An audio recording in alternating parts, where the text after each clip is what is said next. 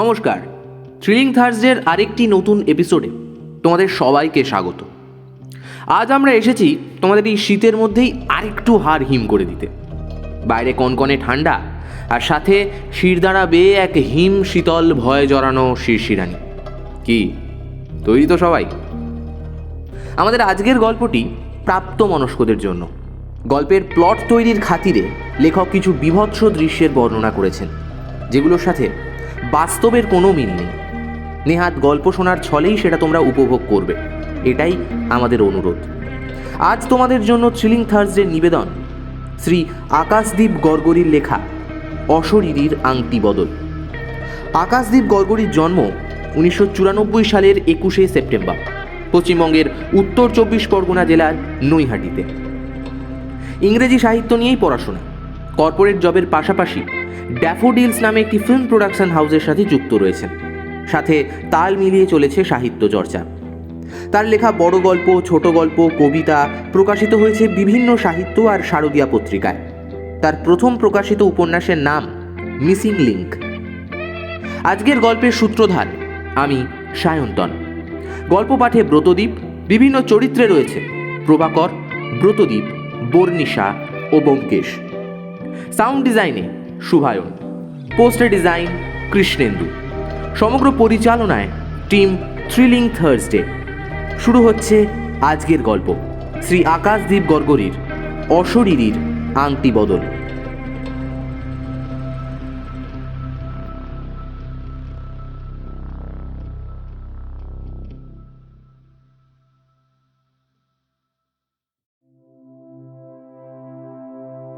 আজ সকাল থেকে আমার চেম্বারে খুব একটা ভিড় ছিল না।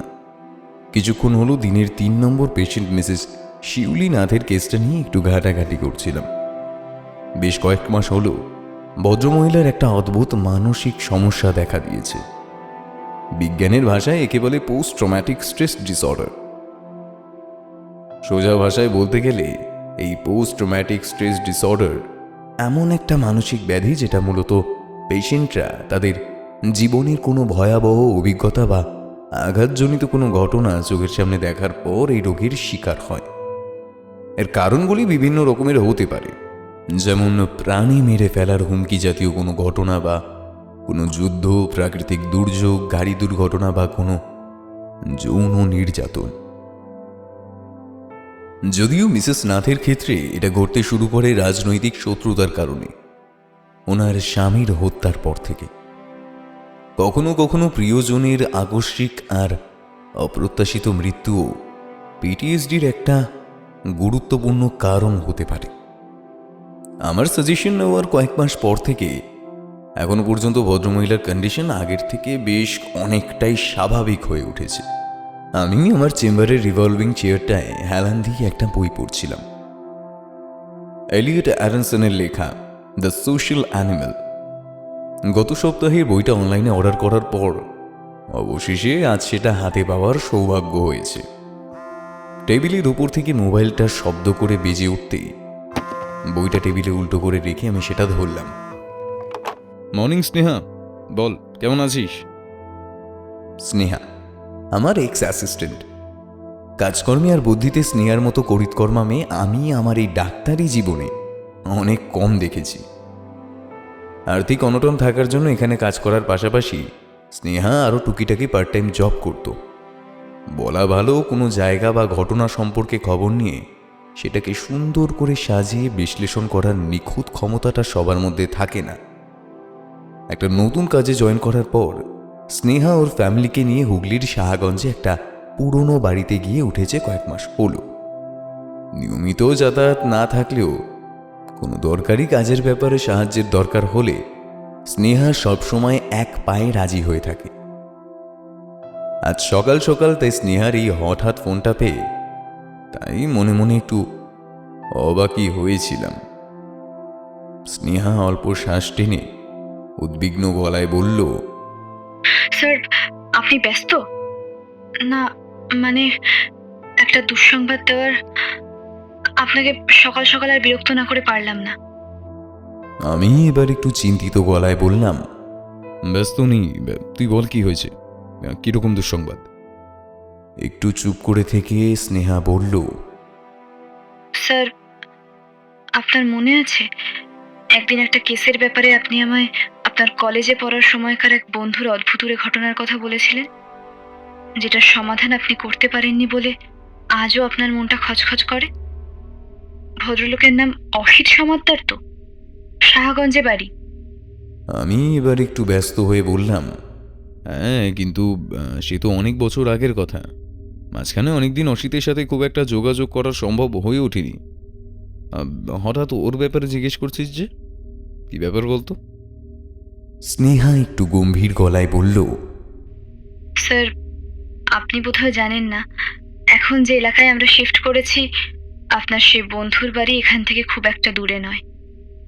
আজ সকালে অনেক ডাকাডাকির পর যে ছেলেটা বাড়িতে খবরের কাগজ দিতে আসে, সে সাড়া না পেয়ে পাড়ার লোকেদের ডেকে নিয়ে আসে। তারা দরজা ভেঙে স্যার আপনার বন্ধুর ঝুলন্ত ডেড বডি আবিষ্কার করেছে। এতটা শুনেই আমার গায়ে কাঁটা দিয়ে উঠল। চেয়ার ছেড়ে উঠে দাঁড়িয়ে বললাম, হোয়াট? কি কি বলছিস নে? মানে আমি তো বিশ্বাসই করতে পারছি না এখনো। ও মাই গড!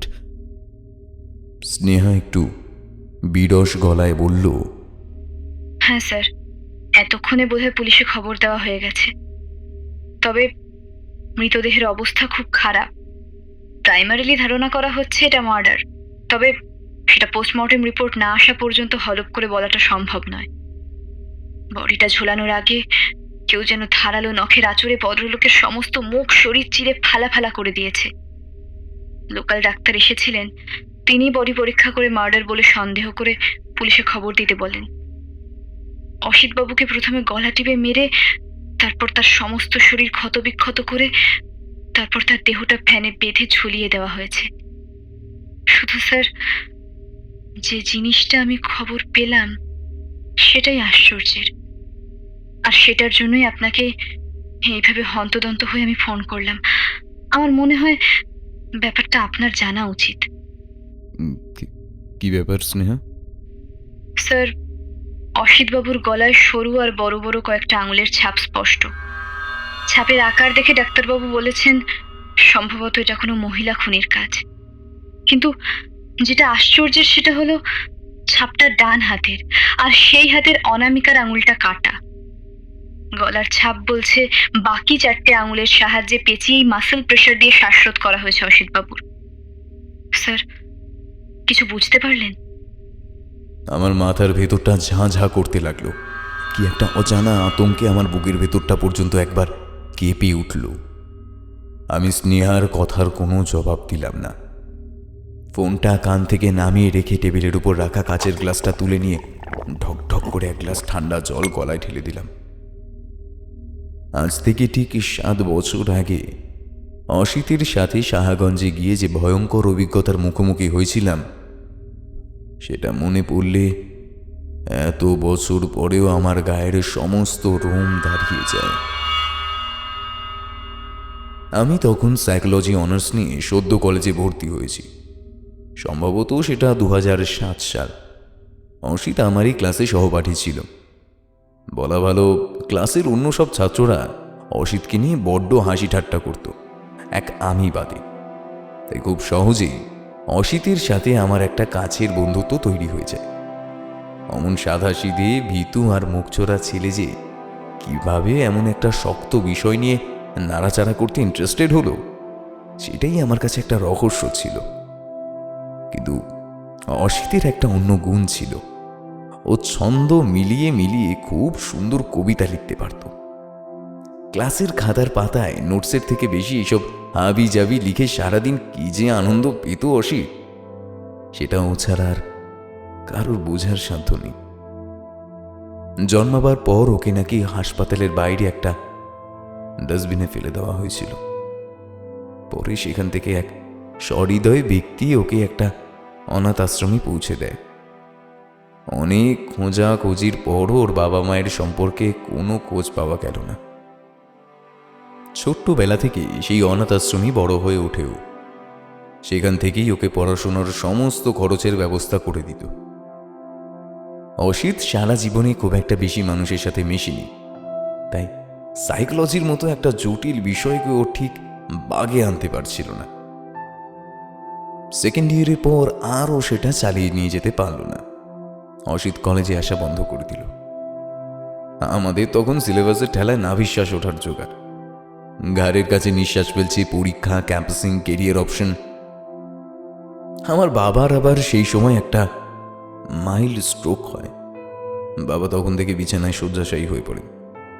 আমার কলেজের তখন ফাইনাল ইয়ার, কাজেই পরীক্ষার চাপ আর সংসারের হাল সামলাতে আমি একটু ব্যস্ত হয়ে যাই। আর তখন থেকেই আমার অসিতের সাথে যোগাযোগটা আস্তে আস্তে কমে আসতে থাকে। তারপর হঠাৎ একদিন খবর পেলাম অসিত ওর এক দুঃসম্পর্কের কাকার খোঁজ পেয়েছে। তার নাকি হুগলির সাহাগঞ্জে একটা পৈতৃক বাড়ি আর বেশ কিছু জমি জায়গা আছে, সাথে একটা সুতো তৈরির ব্যবসা। ভদ্রলোক একটা দুরারোগ্য ব্যাধিতে ভুগছিলেন। উনি সেই অনাথ আশ্রম থেকে অসিতের খোঁজ পেয়ে ওর সাথে যোগাযোগ করেন। ওনার কোনো সন্তান না থাকায় ভাইপো অসিতকে ওনার সমস্ত সম্পত্তির মালিক ঘোষণা করে একটা উইল লিখলেন। উইল করার 3 মাসের মাথায় অসিতের সেই কাকা চিরকালের মতো চোখ বুঝলেন। সহায় সম্বলহীন অসিত রাতারাতি একটা বড় বাড়ি, জমি, টাকা পয়সা আর সুতোর ব্যবসার একচ্ছত্র মালিক হয়ে বসল। মানুষের ভাগ্য যে কবে, কখন আর কোথায় দুম করে বদলে যাবে, এটা হিসেব করে বলা খুব শক্ত। অসিত এরপর তল্পি তল্পা গুটিয়ে সাহাগঞ্জে ওর কাকার বাড়িতে এসে ঘাটে গেড়ে বসে। আমিও তখন অল্প বিস্তর প্র্যাকটিস করা শুরু করেছি। কাজের ভীষণ চাপ, ব্যস্ততার অজুহাতে তাই ধীরে ধীরে অসিতের সাথে যোগাযোগ নিভে আসলো। 2 বছর পরের কথা। দিনটা ছিল জুলাই মাসের এক শনিবার। সেদিন আমি সাহাগঞ্জ গিয়েছিলাম আমার এক পেশেন্টকে দেখতে। সকাল থেকেই সেদিন আবার আকাশের মুখ ভার। বর্ষাকাল। এই ওয়েদারে ছাতা ছাড়া বেরোনো মানে যেচে জ্বরকে বাড়িতে নিমন্ত্রণ করে আনা। সন্ধ্যে থেকেই চারিদিক কালো করে আকাশে মেঘ জমতে শুরু করেছে, সাথে দূষর শোঁ শোঁ করে উত্তরে হাওয়া।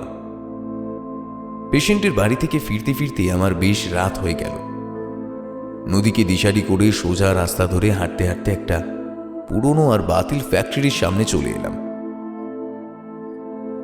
এই সাহাগঞ্জ হুগলি নদীর তীরে অবস্থিত একটা ছোট্ট একটা শহর। ডানলপের একটা ব্রিটিশ টায়ার সংস্থা 20 শতকের গোড়ার দিকে এই সাহাগঞ্জে প্রথম একটা ওয়ার্কশপ তৈরি করেছিল। নদীর তীরেই আবাসিক উপনিবেশকে স্থানীয়রা কম্পাউন্ড বলেই ডাকত। আমেরিকান জুট মিলের কর্মকর্তাদের জন্য এটা 1800 দশকের মাঝামাঝি সময় তৈরি করা হয়। মিলটা বন্ধ হয়ে যাবার পর ডানলপের কর্মকর্তারা এই সাহাগঞ্জে একটা বিশাল সুবিস্তৃত জমি অধিগ্রহণ করে সেখানে একটা কারখানা তৈরি করেন আর সেটার নাম দেন এস্টেট। এখানে কর্মচারীদের আর তাদের পরিবারের সুবিধের জন্য লাল ইটের অ্যাপার্টমেন্টের একটা হাসপাতাল, স্কুল, একটা ক্লাব, একটা সুইমিং পুল, একটা সমবায়, প্রশিক্ষণার্থীদের জন্য একটা ছাত্রাবাস, খেলাধুলোর সরঞ্জাম, অস্ত্র শিক্ষা, খেলার মাঠ প্রভৃতির সুবন্দোবস্ত করা হয়েছিল। করাত শব্দ করে হঠাৎ আকাশের বুক চিরে একটা বিদ্যুতের রেখা ঝলসে উঠল, সাথে মেঘেদের বিবাদের কর্কর আওয়াজ। আকাশের অবস্থা ভালো নয়, চারদিক বেশ অন্ধকার করে আসছে। আসবার সময় রাস্তায় খুব একটা যানবাহন বা লোক চলাচল নজরে পড়েনি। কাছাকাছি কোথাও শব্দ করে একটা বাজ পড়ল, আর সঙ্গে সঙ্গে ঝমঝম করে বৃষ্টি নেমে পড়ল। আমি পিঠের ব্যাগটাকে বুকে এনে শক্ত করে ধরে মাথায় ছাতা বাগিয়ে বৃষ্টির ছাঁট যতটা সম্ভব উপেক্ষা করে রাস্তা দিয়ে জোরে জোরে পা ফেলে হাঁটতে লাগলাম। আমার আজ ওখান থেকে আরও আগে বেরোনো উচিত ছিল। যা দুর্যোগের রাত, তাতে ফেরার সময় লঞ্চ ঠিকঠাক চলবে কি না সেটা নিয়েও মনের মধ্যে একটা চাপা টানাটানি শুরু হয়েছে। ফ্যাক্টরিটার পাশ দিয়ে গোল করে ঘুরে রাস্তাটা বাদিকে বেঁকে গেছে। রাস্তাটা অনেকটা লম্বা।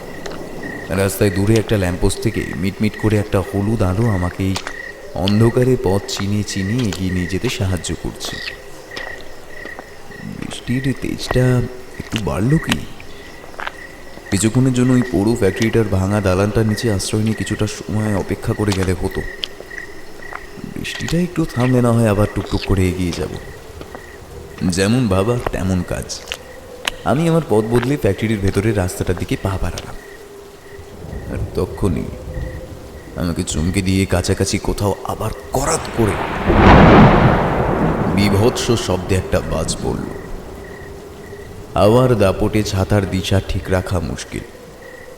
কোনো রকমে হুড়মুড় করে ফ্যাক্টরির ভেতরের দিকটা দৌড়তে গিয়েই হঠাৎ উল্টো দিক থেকে তীব্রভাবে ছুটে আসা কালো মতো লম্বা কিছু একটার সাথে ধাক্কা খেয়ে আমি ব্যাগ ট্যাগ সমেত উল্টে পড়ছিলাম। অপর দিক থেকে একটা শক্ত কাঠির মতো হাত বেরিয়ে এসে আমার কনুইটা ধরে একটা অ্যাচকা টান মেরে আমাকে ওখানেই দাঁড় করিয়ে দিল। আমি কোনো রকমে নিজেকে সামনে এবার সামনের কালো জিনিসটার দিকে তাকালাম। সেটা একটা মানুষ, রোগা লম্বা চেহারা, মাথা থেকে পা পর্যন্ত একটা কালো চাদরে মোড়া। বৃষ্টির দাপটে সেটা ভিজে জবজব করছে। বৃষ্টির দমক ছাপিয়ে কিছু দূরে ল্যাম্পপোস্টের হলদে আলোর ক্ষীণ রেখাতে এবার আমি চাদরের ফাঁক দিয়ে বেরিয়ে আসা চৌকো মুখটা ভালো করে দেখতে পারলাম। রিমলেস চশমার পেছনে দুটো ফোলা ফোলা লাল চোখ, একটা ভোতা নাক, আর নাকের নিচে একটা পাতলা গোঁফ। মুখে বেশ কিছু মাসের না কামানো দাড়ির জঙ্গল। লোকটার গালের বাঁ দিকে একটা ইঞ্চি তিনিক লম্বা কাটা দাগ দেখে এবার আমার বুকের ভেতরটা ছ্যাত করে উঠল। গালের এই কাটা দাগটা আমার খুঁজছে না। ক্লাস পালিয়ে কলেজের পেছনের পাঁচিল টপকাতে গিয়ে সেখান থেকে পড়ে গিয়ে অসিতের বাঁ গালে ঠিক এইরকমই একটা কাটা দাগের জন্ম হয়েছিল আজ থেকে ঠিক 4 বছর আগে। অসিত প্রথমে রাজি ছিল না, কিন্তু একমাত্র বন্ধু গৌরবের কথাতেই কলেজের পেছনের পাঁচিল টপকে পালাতে গিয়ে এই আঘাতটা পেয়েছিল। এই কাটা দাগটা তাই এত সহজে আমি ভুলে যাইনি। লোকটা ততক্ষণে গুটিসুটি মেরে আমার ছাতার নিচে ঢুকে এসেছে। আমি অবাক গলায় ওর দিকে তাকিয়ে বললাম, অসিত না? কি রে তুই এখানে একা একা এই ঝড় বৃষ্টির মধ্যে সারা গায়ে এরকম কালো চাদর চাপা দিয়ে এই ভুতুড়ে জায়গায় প্রেতাত্মার মতো ছুটে বেড়াচ্ছিস কেন? অসিত আমার মুখের দিকে থতমত খেয়ে কিছুক্ষণ চোখ কুঁচকে তাকিয়ে থাকলো। তারপর ওর চোখের কোণে একটা খুশির ভাব ফুটে উঠে আবার সঙ্গে সঙ্গে মিলিয়ে গেল। সেখানে এখন উদ্বেগ আর আতঙ্কের ছায়া স্পষ্ট। চোখ তুলে ও যেন চারপাশে কাউকে খুঁজে চলেছে। আমি কোনো মতে ওকে একটা ঝাঁকুনি দিয়ে বললাম, কি রে অসিত, চিনতে পারছিস না আমাকে? আমি গৌরব রে। কত বছর পর তোর সাথে দেখা হলো, একটা ফোন টোনও তো করলি না রসিদ। এই কি চেহারা হয়েছে তোর ভাই? শরীরটা এমন শুকিয়ে গেছে, চোখের নিচে কালি দেখে মনে হচ্ছে অনেক রাত ঠিক করে ঘুম হয়নি। কিরে কিরে তুই ঠিক আছিস তো? Anything wrong? অসিত এতক্ষণে বোধহয় আমাকে চিনতে পারল। ফোলা ফোলা চোখ দুটো এবার শান্ত হয়ে গেল। আমি ওকে ধরে একটু ঝাঁকাতেই ও অবাক গলায় বলল, গৌরব, তুই এখানে এতদিন পর? আমি বললাম, এসেছিলাম তো এক পেশেন্টকে দেখতে, কিন্তু তুই এমন হন্তদন্ত হয়ে কোথায় ছুটে পেলাচ্ছিস? একটা ফোন টোনও তো করিস না। অসিত আমাকে দেখে একটু খুশি হওয়ার চেষ্টা করে বলল, আসলে সেই কাকা মারা যাবার পর জানতে পারলাম তিনি তার সমস্ত স্থাবর অস্থাবর সম্পত্তি আমার নামে উইল করে গেছে। এবার হুট করে একগাদা দায়িত্ব আমার কাঁধে এসে পড়ল। কাকার ব্যবসা সামলাতে সামলাতে আমার নাভিশ্বাস ওঠার জোগাড়। এ তল্লাটে কাকার কারখানা তৈরি সুতো সাহাগঞ্জে বিখ্যাত। অনেক বড় বড় ডিলারের কাছে ডেলিভারি দিতে হয়। সেসব সামনে উঠে আর ঠিক সময় করে উঠতে পারি না আজকাল। তা তোর বাড়ির সবাই ভালো আছেন? বিয়ে টিয়ে করছিস কবে? বলেই এক গাল হাসলো অসিত। কথা বলতে বলতে আমরা ফ্যাক্টরির দালানটার নিচে আশ্রয় নিয়েছিলাম। আমি আরও একটু ভেতরে ঢুকে যেতেই চ্যাঁ চ্যাঁ করে আমার মাথার উপর দিয়ে একদল বাদুড় ডানা মেলে ঝটপট করতে করতে উঠে গেল। আমি চমকে উঠেছিলাম। অসিত আমার কনুইটা টেনে ধরে বলল, এখানে নয়, বাইরে তাকিয়ে দেখ, বৃষ্টিটা এখন একটু ধরে এসেছে। কাছেই আমার বাড়ি, চল আজ রাতটা আমার বাড়িতেই কাটিয়ে দিবি। 10 মিনিটের হাঁটা পথ। অসিতের কথা শুনে অগত্যা রাজি হলাম। এতক্ষণ ধরে হেঁটে আসতে আসতে জোরদার খিদেও পেয়েছি। সেই কোন দুপুরবেলায় আমার পেশেন্ট মিস্টার সমীর দাসের বাড়িতে পেট পুড়ে লুচি মাংস খেয়েছিলাম। এতক্ষণে সেসব হজম হয়ে গেছে। বাইরে বৃষ্টিটাও এতক্ষণে একটু ধরে এসেছে। আমি ছাতাটা মাঝামাঝি উঁচু করে ধরে অসিতের পাশে পাশে হাঁটতে লাগলাম। অসিত চুপচাপ হাঁটছিল আর মনে মনে কি একটা যেন ভাবছিল। হঠাৎ পকেট থেকে একটা সিগারেটের বাক্স বের করে একটা সিগারেট ঠোঁটে গুজে আমার দিকে এগিয়ে দিল। আমি হেসে বললাম, থ্যাঙ্কস ভাই, কিন্তু আমি স্মোক করি না। তামাক আমাদের ব্রেনের রিওয়ার্ড সেলগুলোকে অ্যাক্টিভ করে কেমিক্যাল মেসেঞ্জার ডোপামিনের ক্ষরণ বাড়িয়ে দেয়, যার ফলে মানুষ খুব অসংলগ্ন ব্যবহার করতে শুরু করে, ঠিক তোর মতো। কতদিন ঘুমাসনি ঠিক করে? খাওয়া দাওয়া করছিস? চোখের নিচে তো একেবারে কালি পড়ে গেছে।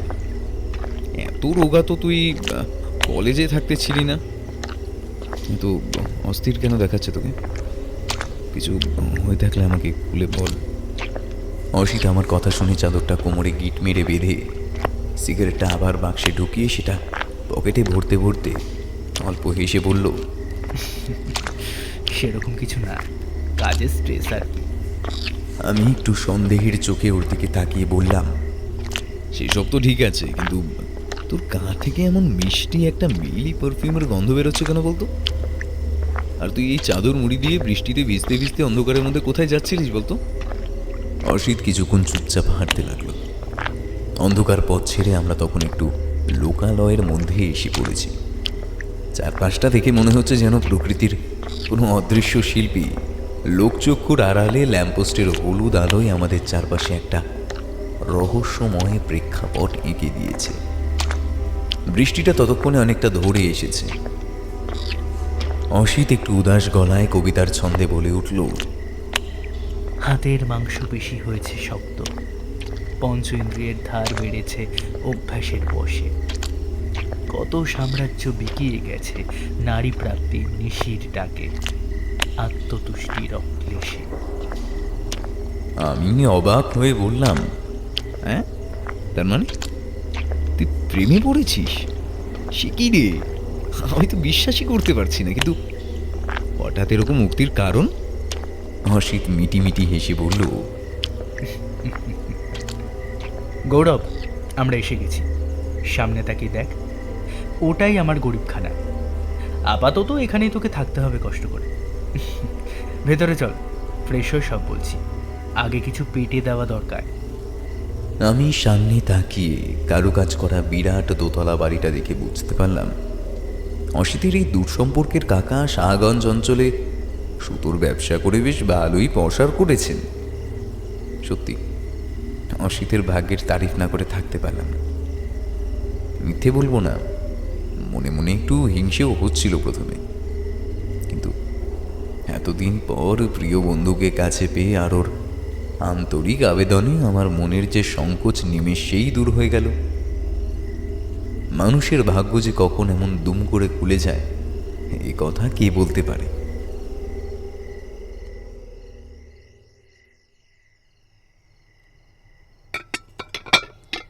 খাবার টেবিলে বসে একটা বড় টিফিন বাক্স থেকে গরম গরম লুচি আর আলুর দম বার করে আমার পাতে দিল অসিত। এক টুকরো লুচি মুখে দিতেই আমার মনটা খুশি হয়ে উঠল। আহা, কি অপূর্ব স্বাদ! আমি এক টুকরো আলু মুখে পুড়ে চেবোতে চেবোতে বললাম, বাহ, বেড়ে হয়েছে তো রান্নাটা। এত সব তুই রাঁধলি? অসিত হেসে বলল, না না, কৃষ্ণা রেঁধেছে। আমি বললাম, কৃষ্ণাকে? অসিত মুচকি হেসে বলল, ওর কথাই তোকে বলার জন্য এখানে টেনে নিয়ে এলাম। কৃষ্ণার মা আমাদের সুতো কারখানায় অনেকদিন ধরে কাজ করতেন, সেই কাকার সময় থেকে।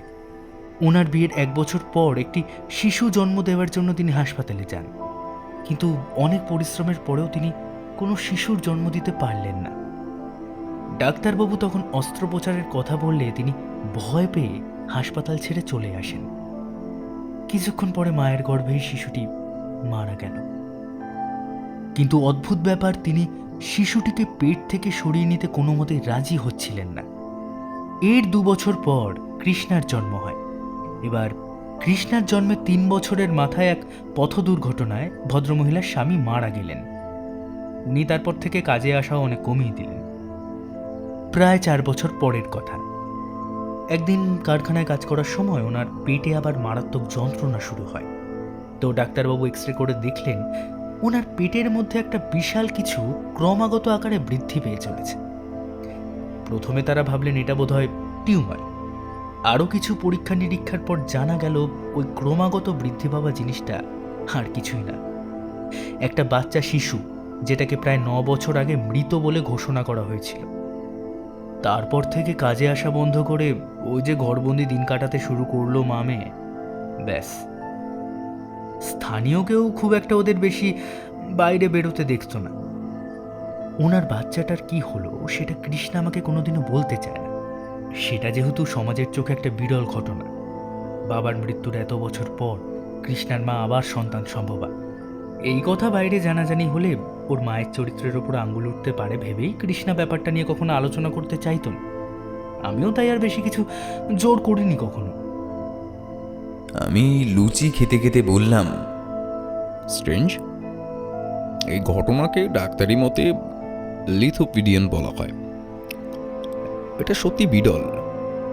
এরকম কেস নিয়ে কেবলমাত্র 300টা মতো মামলা রেকর্ড হয়েছে এখন পর্যন্ত। এই প্রক্রিয়া শুরু হয় যদি মায়ের শরীরে মৃত ভ্রূণকে বহিষ্কার করতে না পারে। তো সংক্রামক টিস্যু দিয়ে তৈরি সংক্রমণের হাত থেকে নিজেকে রক্ষা করার জন্য দেহটা ভ্রূণের চারপাশে ক্যালকুলেটেড উপাদানগুলোর একটা স্তর বিকাশ করতে শুরু করে। এই করে দেহকে কার্যকরভাবে সংকুচিত করে দেয়। তারপর এটা একটা পাথরের বাচ্চায় পরিণত হয়। এদেরকে বলে স্টোন বেবি। তা কৃষ্ণার সাথে তোর আলাপ হলো কি করে?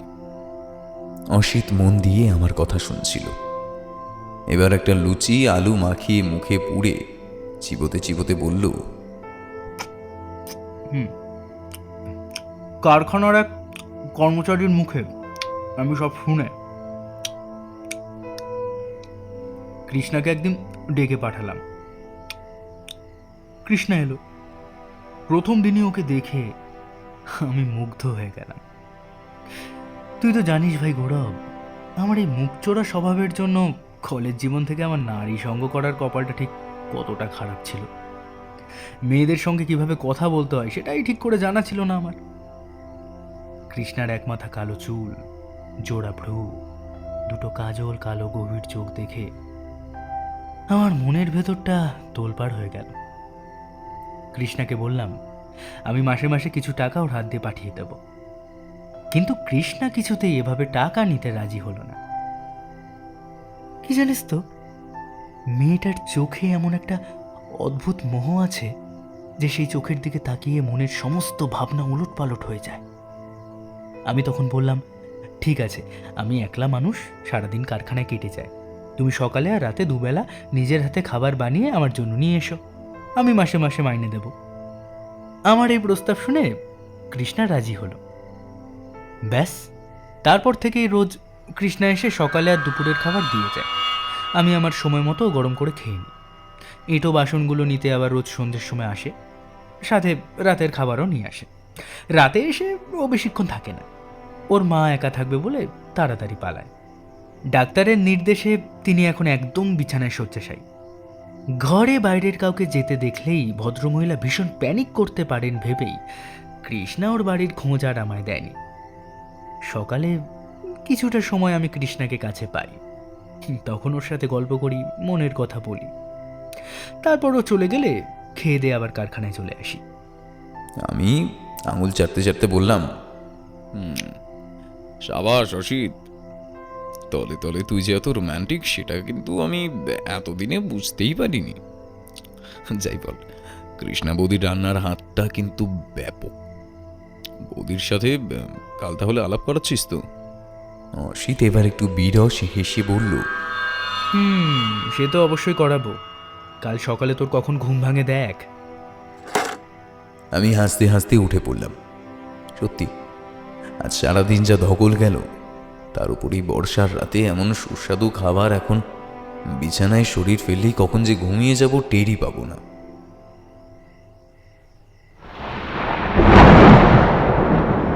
চোখের উপর জলের ছিটে লাগতেই আমার ঘুমটা চটকে গেল। রাত তখন কত কে জানে। বাইরে আবার টিপ টিপ করে বৃষ্টি শুরু হয়েছে, সাথে গুড়ু গুড়ু মেঘের গর্জন। আমি পাশ ফিরে শুতে গিয়ে লক্ষ্য করলাম মাথার কাছের জানলাটার একটা পাল্লা হাওয়ার দাপটে কখন খুলে গেছে, আর সেটা দিয়েই বৃষ্টির ছাট এসে আমার মুখে লাগছে। জানলার ওপাশে একটা মাঝারি আকারের পরিত্যক্ত পুকুর। আশেপাশের ছোট ছোট গাছের জঙ্গুলে পরিবেশ পুকুরটাকে ঘিরে রেখেছে। সেখান থেকেই ঘরের ভেতর শো শো করে হাওয়া ঢুকছে। আমি উঠে গিয়ে জানলাটা বন্ধ করতেই হঠাৎ যেন মনে হলো জানলার বাইরে থেকে কেউ যেন আমার দিকে এক দৃষ্টে স্থির পাথরের মতো চোখে তাকিয়ে আমাকে এক টানা নিরীক্ষণ করে চলেছে। আর একটু কাছে যেতেই আমি জানলার বাইরে থেকে একটা মেইলি পারফিউমের গন্ধ পেলাম।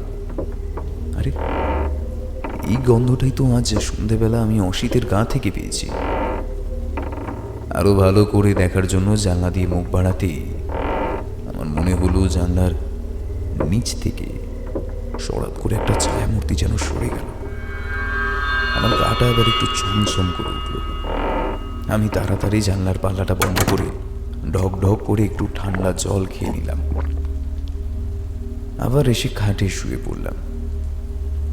জানলার বাইরে যেটা দেখলাম সেটা কি তবে আমার চোখের ভুল? কিন্তু তাহলে সেই পারফিউমের গন্ধটা, সেটার সুবাস তো এখনো হালকা হালকা এই ঘরের বাতাসে ভেসে বেড়াচ্ছে। হঠাৎ বাইরে থেকে খুব জোরে কাছাকাছি কোথাও একটা বাজ পড়ল। অসিতের বলা কথাগুলো মাথার মধ্যে ঘুরপাক খাচ্ছিল। ভাবতে ভাবতে কখন যে আবার দু চোখে ঘুম জড়িয়ে এলো টের পাইনি।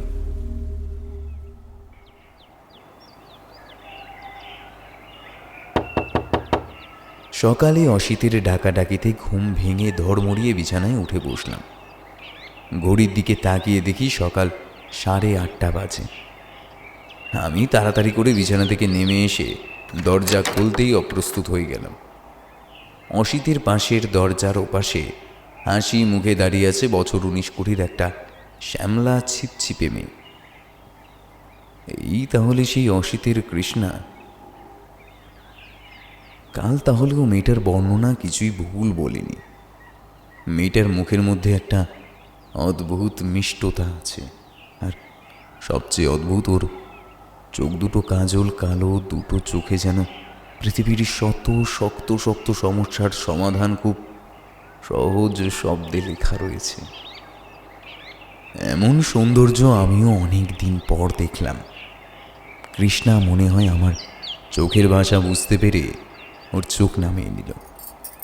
তারপর হাত দুটো জড়ো করে আমাকে নমস্কার করলো।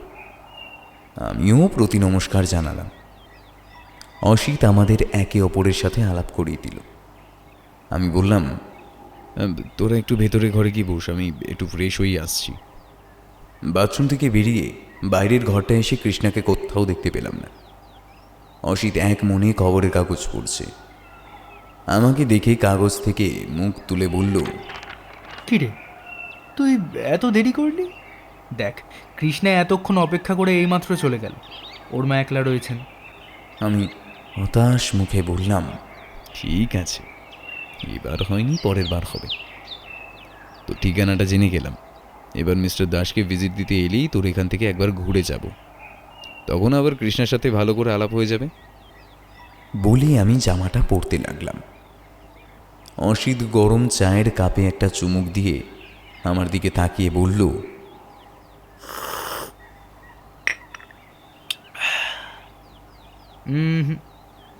আজ তো তোর আমার ডেরা থেকে যাওয়া চলবে না। আমি 2 দিন কারখানা থেকে ছুটি নিয়েছি। কাজেই এই 2 দিন তুই ওখানে থাকবি আমার সাথে। আমি বললাম, তা হয় না ভাই, কলকাতায় ফিরে এখনও প্রচুর কাজ বাকি। আমি তো বললাম পরের বার এসে নিশ্চয়ই কটা দিন কাটিয়ে যাব, কিন্তু যে আমার কলকাতা ফিরতেই হবে। এই বেলায় বেরিয়ে যাই, দেরি করলে আবার বৃষ্টি নেমে যেতে পারে। অসিত আমার দিকে খবরের কাগজটা এগিয়ে দিয়ে বলল, শুধু আমি না, গোটা পশ্চিমবঙ্গ চায় না যে তুই এখন শাহগঞ্জ ছেড়ে কলকাতা ফিরে যাস। এই খবরটা দেখ, আমি সঙ্গে সঙ্গে সেটা ছিনিয়ে নিয়ে পড়তে গিয়ে দেখতে পেলাম মানুষ আবার তাদের আদিম প্রবৃত্তির নৃশংস খেলায় মেতে উঠেছে। পশ্চিমবঙ্গের হুগলি জেলার তেলিনী পাড়ায় সহিংসতার অভিযোগে পশ্চিমবঙ্গ পুলিশ 137 জনকে গ্রেপ্তার করেছে। এক রাজনৈতিক ক্ষমতাসম্পন্ন বিরোধী দলের নেতার একমাত্র মেয়েকে গুলি করে পালিয়ে যায় একটা লোক। স্থানীয় লোকেদের কথায় তার ধর্ম ছিল আলাদা। কাজেই এই ঘটনার জের ধরে রবিবার ওই এলাকায় দুই সম্প্রদায়ের মধ্যে বিশাল পরিমাণে সহিংসতা ছড়িয়ে পড়ে। একসময় পাট শিল্পের জন্য বিখ্যাত ছিল হুগলি জেলার পূর্ব প্রান্তে নদীর পাশের অবস্থিত এই তেলিনী পাড়া, যেটা হুগলি সংসদীয় আসনের একটা গুরুত্বপূর্ণ অংশ। রবিবার 10ই জুলাই সন্ধ্যায় ওখানে একটা ছোটখাটো আত্মসম্প্রদায় বিবাদ শুরু হয়েছিল, যেটা পরে পুলিশের হস্তক্ষেপে সমাধানও হয়েছে। সোমবার 11ই জুলাই আর কোনো ঘটনা ঘটেনি। তারপরে 12ই জুলাই মানে গতকাল সকালে হঠাৎ ক্ষিপ্ত জনতার ঢেউ রাস্তায় নেমে আসে, আর তারপরই এই বিবাদ বড় আকারের সাম্প্রদায়িক দাঙ্গায় রূপান্তরিত হয়। পুলিশ আর স্থানীয়দের মতে কলকাতা থেকে 40 কিলোমিটার উত্তরে হুগলি জেলার এই অংশে যে সহিংসতা ছড়িয়ে পড়েছে তা প্রতিবেশী মুসলিম বাসিন্দাদের লক্ষ্য করে পরিকল্পিতভাবে সাজিয়ে এই আক্রমণের রূপ দেওয়া হয়েছিল। জেলা ম্যাজিস্ট্রেট এরপর 144 ধারা জারি করতে বাধ্য হল। হুগলি জেলার পাশের চন্দননগর আর শ্রীরামপুর মহকুমায় ইন্টারনেট পরিষেবা বন্ধ করে দেওয়া হয়, যাদের মধ্যে ভদ্রেশ্বর আর তেলিনী পাড়ার কিছু অংশ পড়ত। পশ্চিমবঙ্গ স্বরাষ্ট্র বিভাগ জানিয়েছে দুর্বৃত্তদের বিরুদ্ধে কঠোর ব্যবস্থা নেওয়া হয়েছে। তিনি জনগণকে আশ্বাস দিয়েছেন যে রাজ্যের ঊর্ধ্বতন কর্মকর্তারা আর বিপুল সংখ্যক পুলিশ বাহিনী আগামী 2 দিন সমস্ত এলাকায় টহল দিচ্ছে। আপাতত যানবাহন চলাচল আর যোগাযোগ ব্যবস্থা সাময়িক কালের জন্য স্থগিত করে দেওয়া হলো। আমি একটা দীর্ঘ নিঃশ্বাস ছেড়ে চুপচাপ কাগজটা টেবিলে রেখে দিলাম। যতদিন না এখন যোগাযোগের পরিস্থিতি শান্ত আর স্বাভাবিক হচ্ছে, ততদিন আমাকে আপাততই সাহাগঞ্জে অসিতের কাছেই কাটাতে হবে। এটা বেশ বুঝতে পারলাম। অগত্যা রাজি হতেই হলো। কৃষ্ণার সঙ্গে এ যাত্রায় আর এক প্রস্ত আলাপটা না করিয়ে অসিত আমাকে কিছুতেই ছাড়বে না বলে মনে হচ্ছে। দুপুরে কৃষ্ণার এনে দেওয়া মাছের ঝোল আর ভাত খেতে খেতে অসিতকে প্রশ্ন করলাম, আচ্ছা, কাল সন্ধ্যেতে তুই ওখানে চাদর মুড়ি দিয়ে ঘাপটি মেরে কোথায় যাচ্ছিলি বললি না তো? অসিত চোখ বুজে ভাত চিবোতে চিবোতে বলল, অনুসরণ করতে। অনুসরণ? কিন্তু কাকে? কৃষ্ণাকে। এবার আমি একটু অবাক গলায় বললাম, কিন্তু কেন? কিছুক্ষণ চুপ করে থেকে অসিত বলল, আমি মনে হয় কৃষ্ণাকে ভালোবেসে ফেলেছি। আজকাল ওর চিন্তায় রাতে ঠিকঠাক ঘুমোতে পারি না। সব কিছু ঠিকঠাক চলছিল বুঝলি, কিন্তু কয়েকদিন ধরে আমি কৃষ্ণার মধ্যে একটা অদ্ভুত পরিবর্তন লক্ষ্য করছি। রাতে খাবার দিতে এলে কৃষ্ণার বড্ড তাড়া থাকে। ঝড় হোক বাদলা হোক, রাতে কৃষ্ণা আসবেই। বরং বলা ভালো, দিনে অনেক সময় ও আসতে পারে না, কিন্তু রাতের বেলায় ও আসবেই। রাতে কৃষ্ণার রূপ দেখলে না আমার ঠিক ভালো লাগে না। ওর চোখের দৃষ্টি কেমন যেন বদলে যায়, যেন রাত হলে ইদানিং ও আমার সংস্পর্শ ঠিক পছন্দ করছে না। খাবারটুকু দিয়ে টুক করেও চলে যায়। দিনের বেলায় কৃষ্ণা এলে আমি বহুবার জিজ্ঞেস করেও কোনো সদুত্তর পাইনি। ওর নাকি আজকাল সন্ধ্যের পর প্রচণ্ড মাথা ব্যথা হচ্ছে। আমার বাড়িতে আসার সময়টার কথা বা এখানে এসে আমাকে খাবার দিয়ে চলে যাওয়ার সময়টুকুর কথা ওর নাকি মনে থাকছে না। আমি পড়লাম মহাচিন্তায়। কৃষ্ণাকে কথা দিয়েছি, যতদিন না ও নিজে থেকে ওর মায়ের সঙ্গে দেখা করাতে না নিয়ে যাচ্ছে, ততদিন আমি নিজে থেকে ওর ঠিকানা জানতে চাইব না। সহকর্মীদের কাছে জিজ্ঞেস করেছি, কিন্তু তারাও কেউ ওদের ঠিকানা জানাতে পারেনি। কাকার সময়কার সব এন্ট্রি সেসব কোথায় হারিয়ে গেছে। কৃষ্ণার ব্যাপারে এত কিছু নোটিস করার পর আমি আর নিজেকে আটকাতে পারলাম না। ভাবলাম সন্ধেবেলায় খাবার দিয়ে ফেরবার সময় একবার চুপি চুপি ওর পিছু নিয়ে ওর বাড়ির লোকেশনটা চিনে আসব। তাই আজ সন্ধেবেলা ও যাওয়ার পর চুপি চুপি ওর পেছনে পেছনে যাচ্ছিলাম। ফ্যাক্টরির সামনেটা আসার সময় নামলো তুমুল বৃষ্টি। আমি সামনে তাকিয়ে আর কৃষ্ণাকে দেখতে পেলাম না। ব্যাস, বৃষ্টির থেকে মাথা বাঁচাতে গিয়ে ফ্যাক্টরির সামনেটায় যেতেই তোর সাথে মুখোমুখি ধাক্কা লেগে গেল। আমি বললাম, স্ট্রেঞ্জ, ওকে দেখে আমার তো এমন মনে হলো না। সেটাই তো আশ্চর্যের। দিনের বেলা ওকে দেখে কিচ্ছুটি বোঝার উপায় নেই। তুই তখন এখানেই থাকবি, আরও 2 দিন অবজার্ভ কর ওকে, নিজেই বুঝতে পারবি। আমি কিছু বললাম না। মেয়েটার সম্পর্কে যতই শুনছি ততই যেন অবাক হচ্ছি।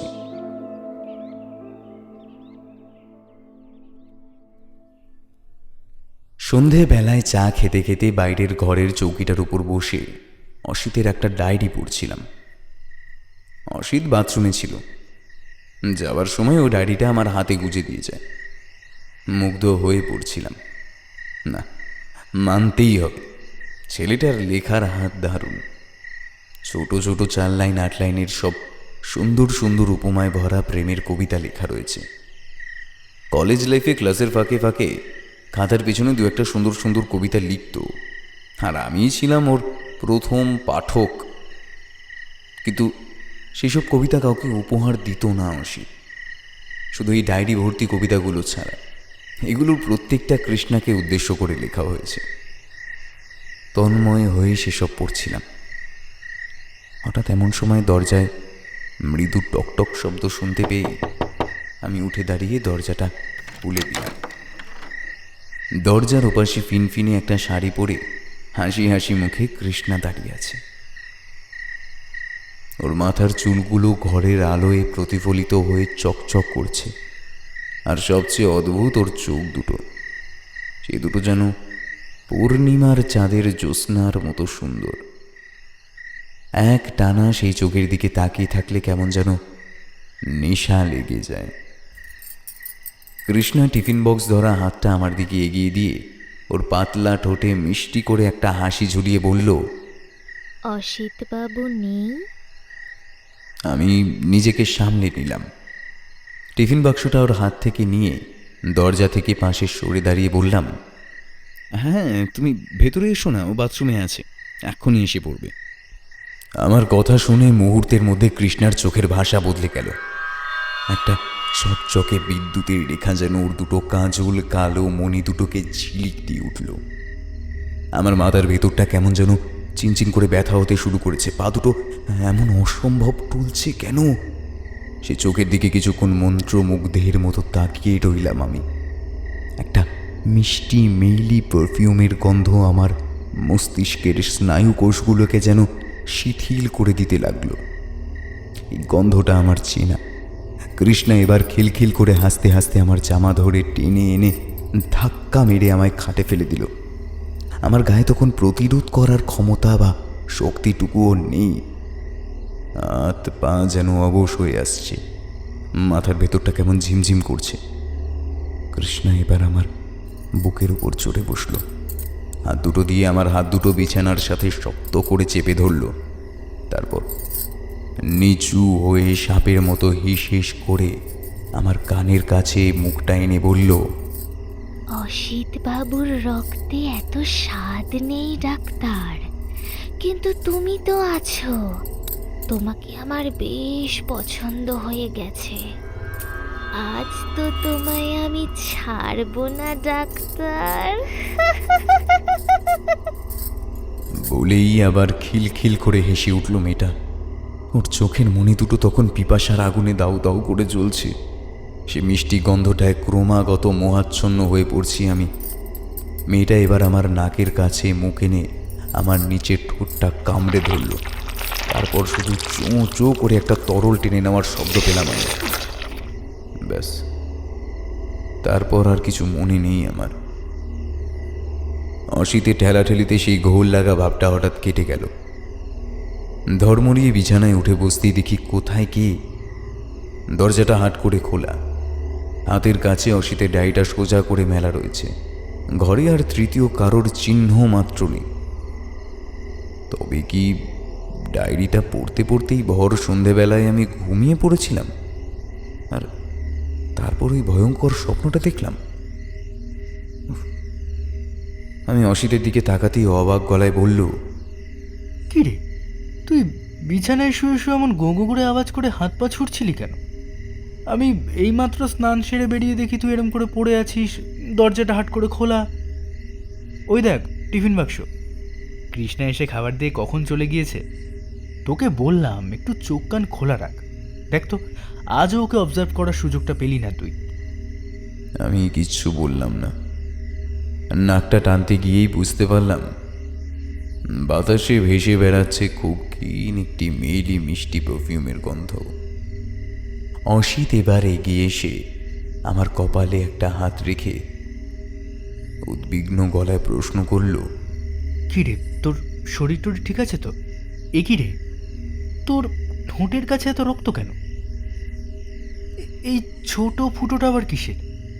দাঁত দিয়ে কামড়াচ্ছিলি নাকি আবার? তোর সেই কলেজ লাইফ থেকে ঠোঁট কামড়াবার অভ্যেসটা এখনো যায়নি দেখছি। হে, আমি হাতের উল্টো চেটো দিয়ে মুখটা মুছে নিয়ে বললাম, ও কিছু না, বাদ দে। আমি একটু ঘুমিয়ে নিই, বুঝলি? খুব ঘুম পাচ্ছে ভাই। অসিত আর কিচ্ছু বলল না। ও আমায় গায়ে হাত রেখেই বুঝেছিল আমার গা ধুম জ্বরে পুড়ে যাচ্ছে। অসিত ঘরে এসে আমাকে একটা ট্যাবলেট দিল। আমি চুপচাপ সেটা খেয়ে নিলাম। মাথার ভেতরটা তখন অল্প অল্প ঝিমঝিম করছিল, শরীরটা বড্ড দুর্বল লাগছে। আমি খাটে উঠে চাদর মুড়ি দিয়ে শুয়ে পড়লাম। রাতে একসময় ঘোরের মধ্যে টের পেলাম অসিত আমাকে অল্প করে জলমুড়ি ভিজিয়ে খাইয়ে দিল। মুচকি হেসে ও বলল, চিন্তা করিস না, ভাইরাল ফিভার। আমারও মাঝে মধ্যে হচ্ছে এই ওয়েদার চেঞ্জের সময়টা। আমি একটা ট্যাবলেট খেয়ে শুতে চলে যাই, পরদিন সকালে একদম চাঙ্গা। আমি অল্প হাসলাম। তারপর আমাকে গুড নাইট বলে পাশের ঘরে গিয়ে শুয়ে পড়ল অসিত।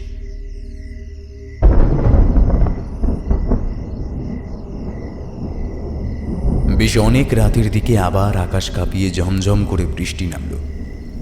আমি বিছানায় শুয়ে শুয়ে কৃষ্ণার কথা ভাবছিলাম। আমি যা যা দেখলাম তা কি আমার মনের ভ্রম? আমি নিজে একজন মনোবিদ হয়ে এসব উদ্ভট চিন্তা কেন করছি? তাহলে পেশেন্টরা কি করে আমার উপর ভরসায় থাকবে? না না, এটা নিশ্চয়ই মনের ভ্রম আমার। আগের দিনে রশিদের বলা কথাগুলো মাথার মধ্যে ঘুরছিল। তারপর সকালে কৃষ্ণাকে দেখেছি। হ্যাঁ, তো সব কিছু মিলে মিশে আমি তন্দ্রার মধ্যে নিজের কল্পনাকেই একটা ভয়ঙ্কর রূপ দিয়ে নিজেই নিজের ঠোঁট কামড়েছি। এইসব নিয়ে আর বেশি ভাবব না। অবস্থাটা একটু স্বাভাবিক হলেই এখান থেকে চলে যেতে পারলে নিশ্চিন্ত। কলকাতায় অনেকগুলো ইম্পর্টেন্ট কাজ পেন্ডিং রয়েছে এখনো। হঠাৎ ঠক করে একটা শব্দ হলো জানলায়। বাইরে তখন শো শো করে হাওয়া দিচ্ছিল। এবার সেই হাওয়ার দমকে জানলার একটা পাল্লা দুম করে খুলে গেল। কি বিপদ! ওপাশের পুকুরের দিকটা দিয়ে একটা ঠান্ডা বাতাস বয়ে আসছে এদিকে। বৃষ্টির দমক ছাপিয়ে এবার দূর থেকে একটা চাপা ফোপানোর আওয়াজ আমার কানে এলো। একটি মেয়েলি গলায় ফোপানোর আওয়াজ। সেই আওয়াজ শুনে আমার বুকের ভেতরটা ছ্যাদ করে উঠল।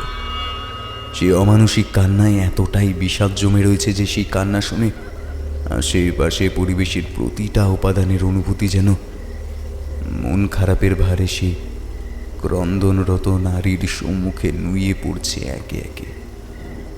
আমি বুকে সাহস এনে বিছানা থেকে নেমে পা টিপে টিপে জানলার কাছে গেলাম। তারপর একবার বাইরে উকি মারলাম।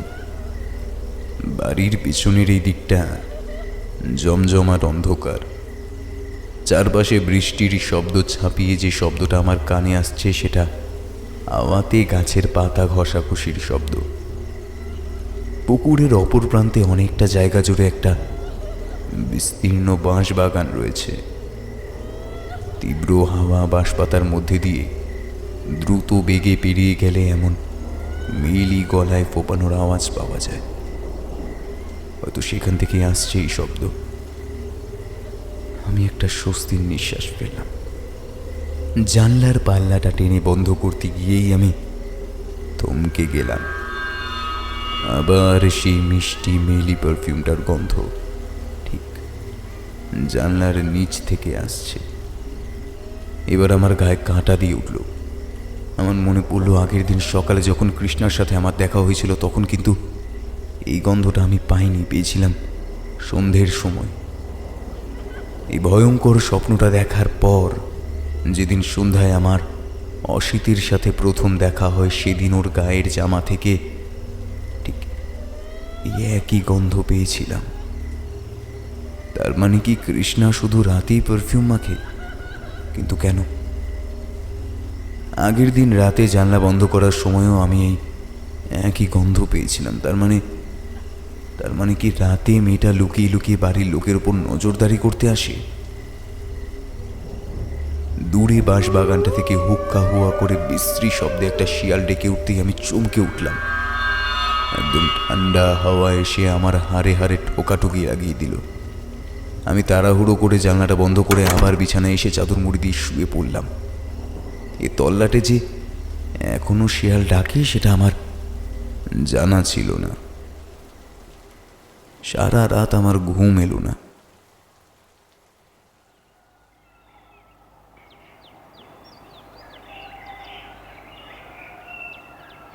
ভোরের আলো ফুটতেই অসিত আমাকে দেখতে এলো।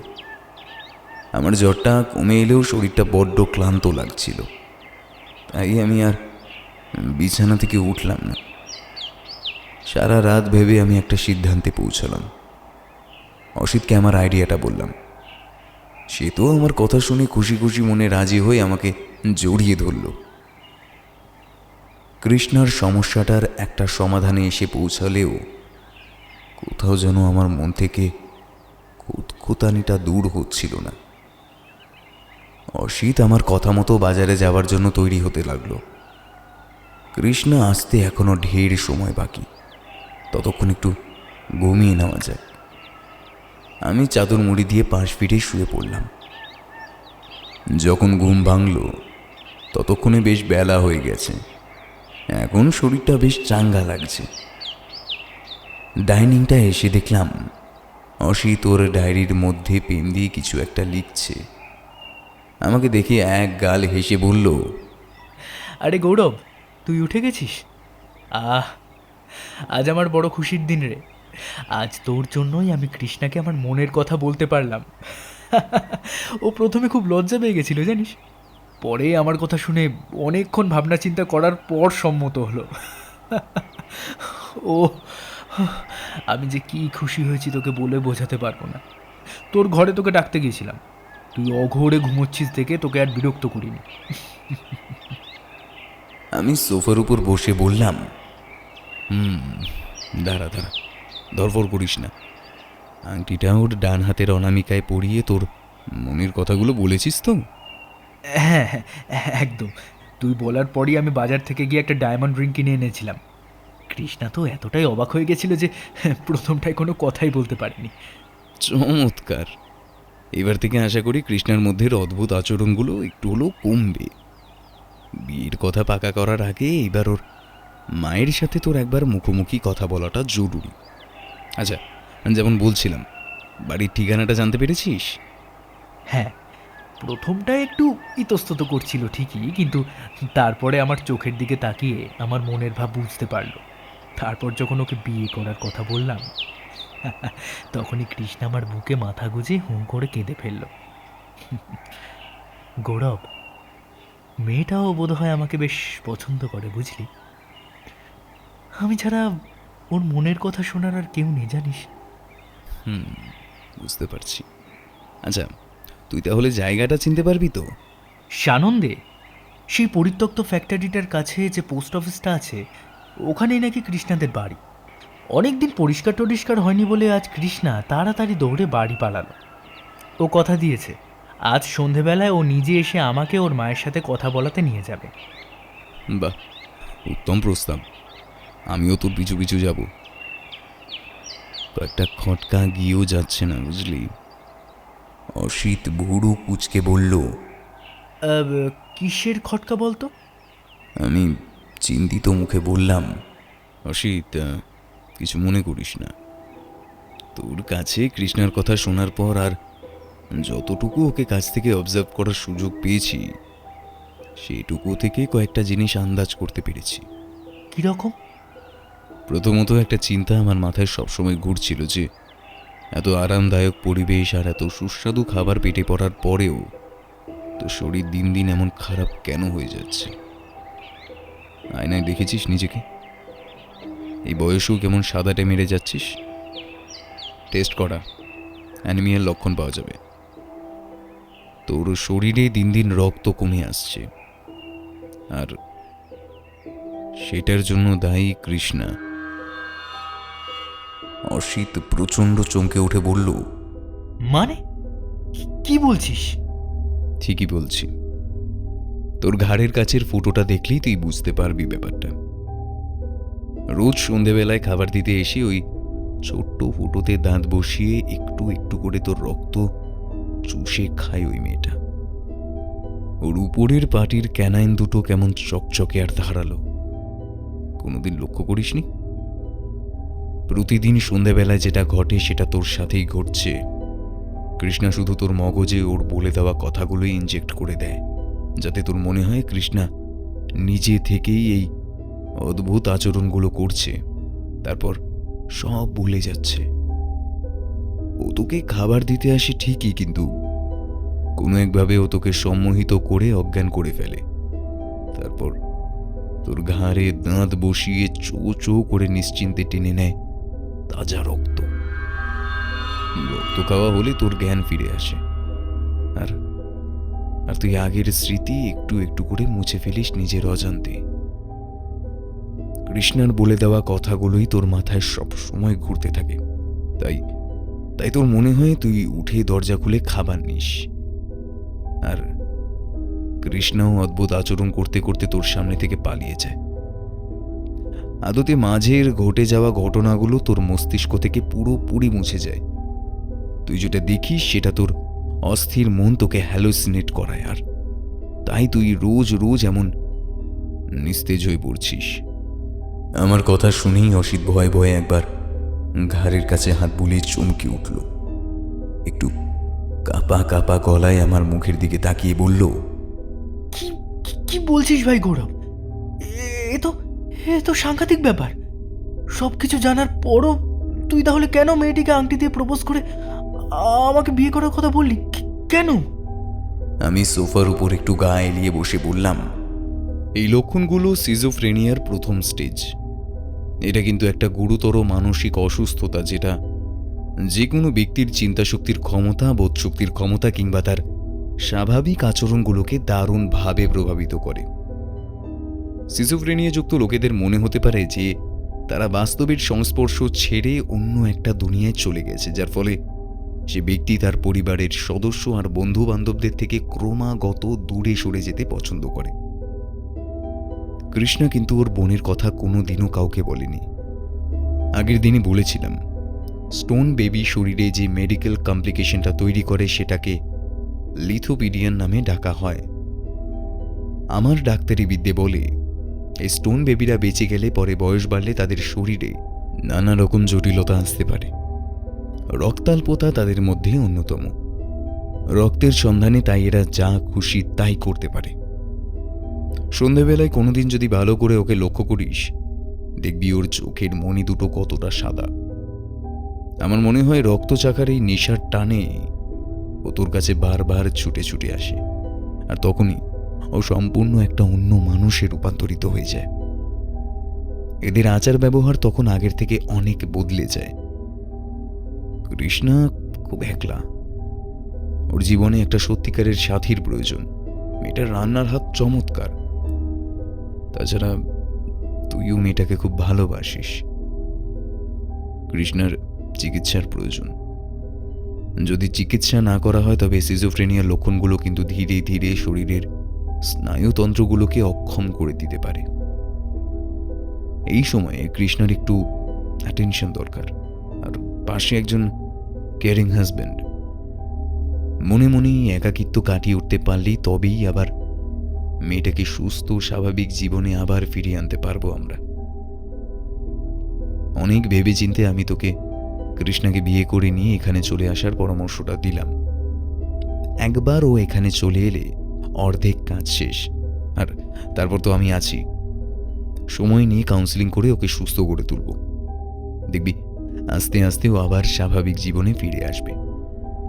তোদের মধ্যেও আর একে অপরকে নিয়ে কোনো সন্দেহের অবকাশ থাকবে না।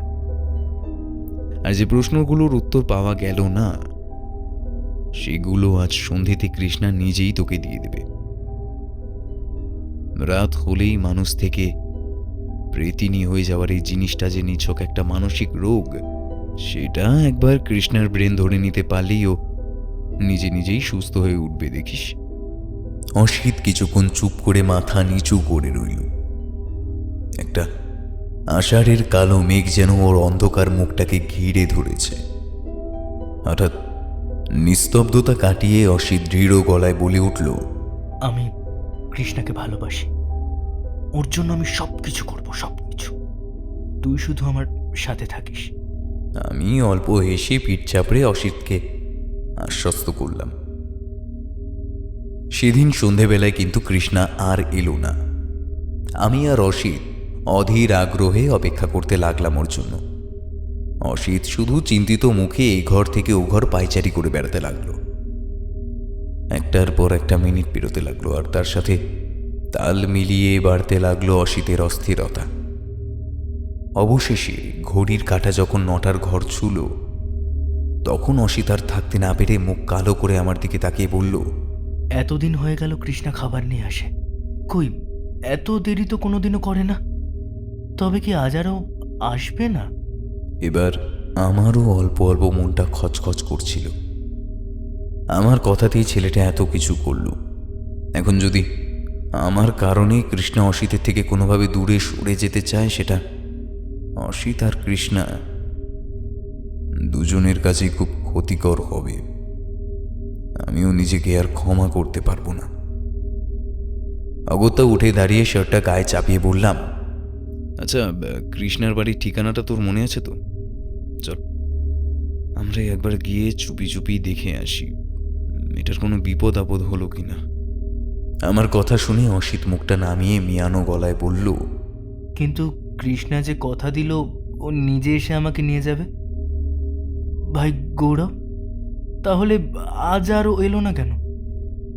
আমাকে কি ওর পছন্দ নয়?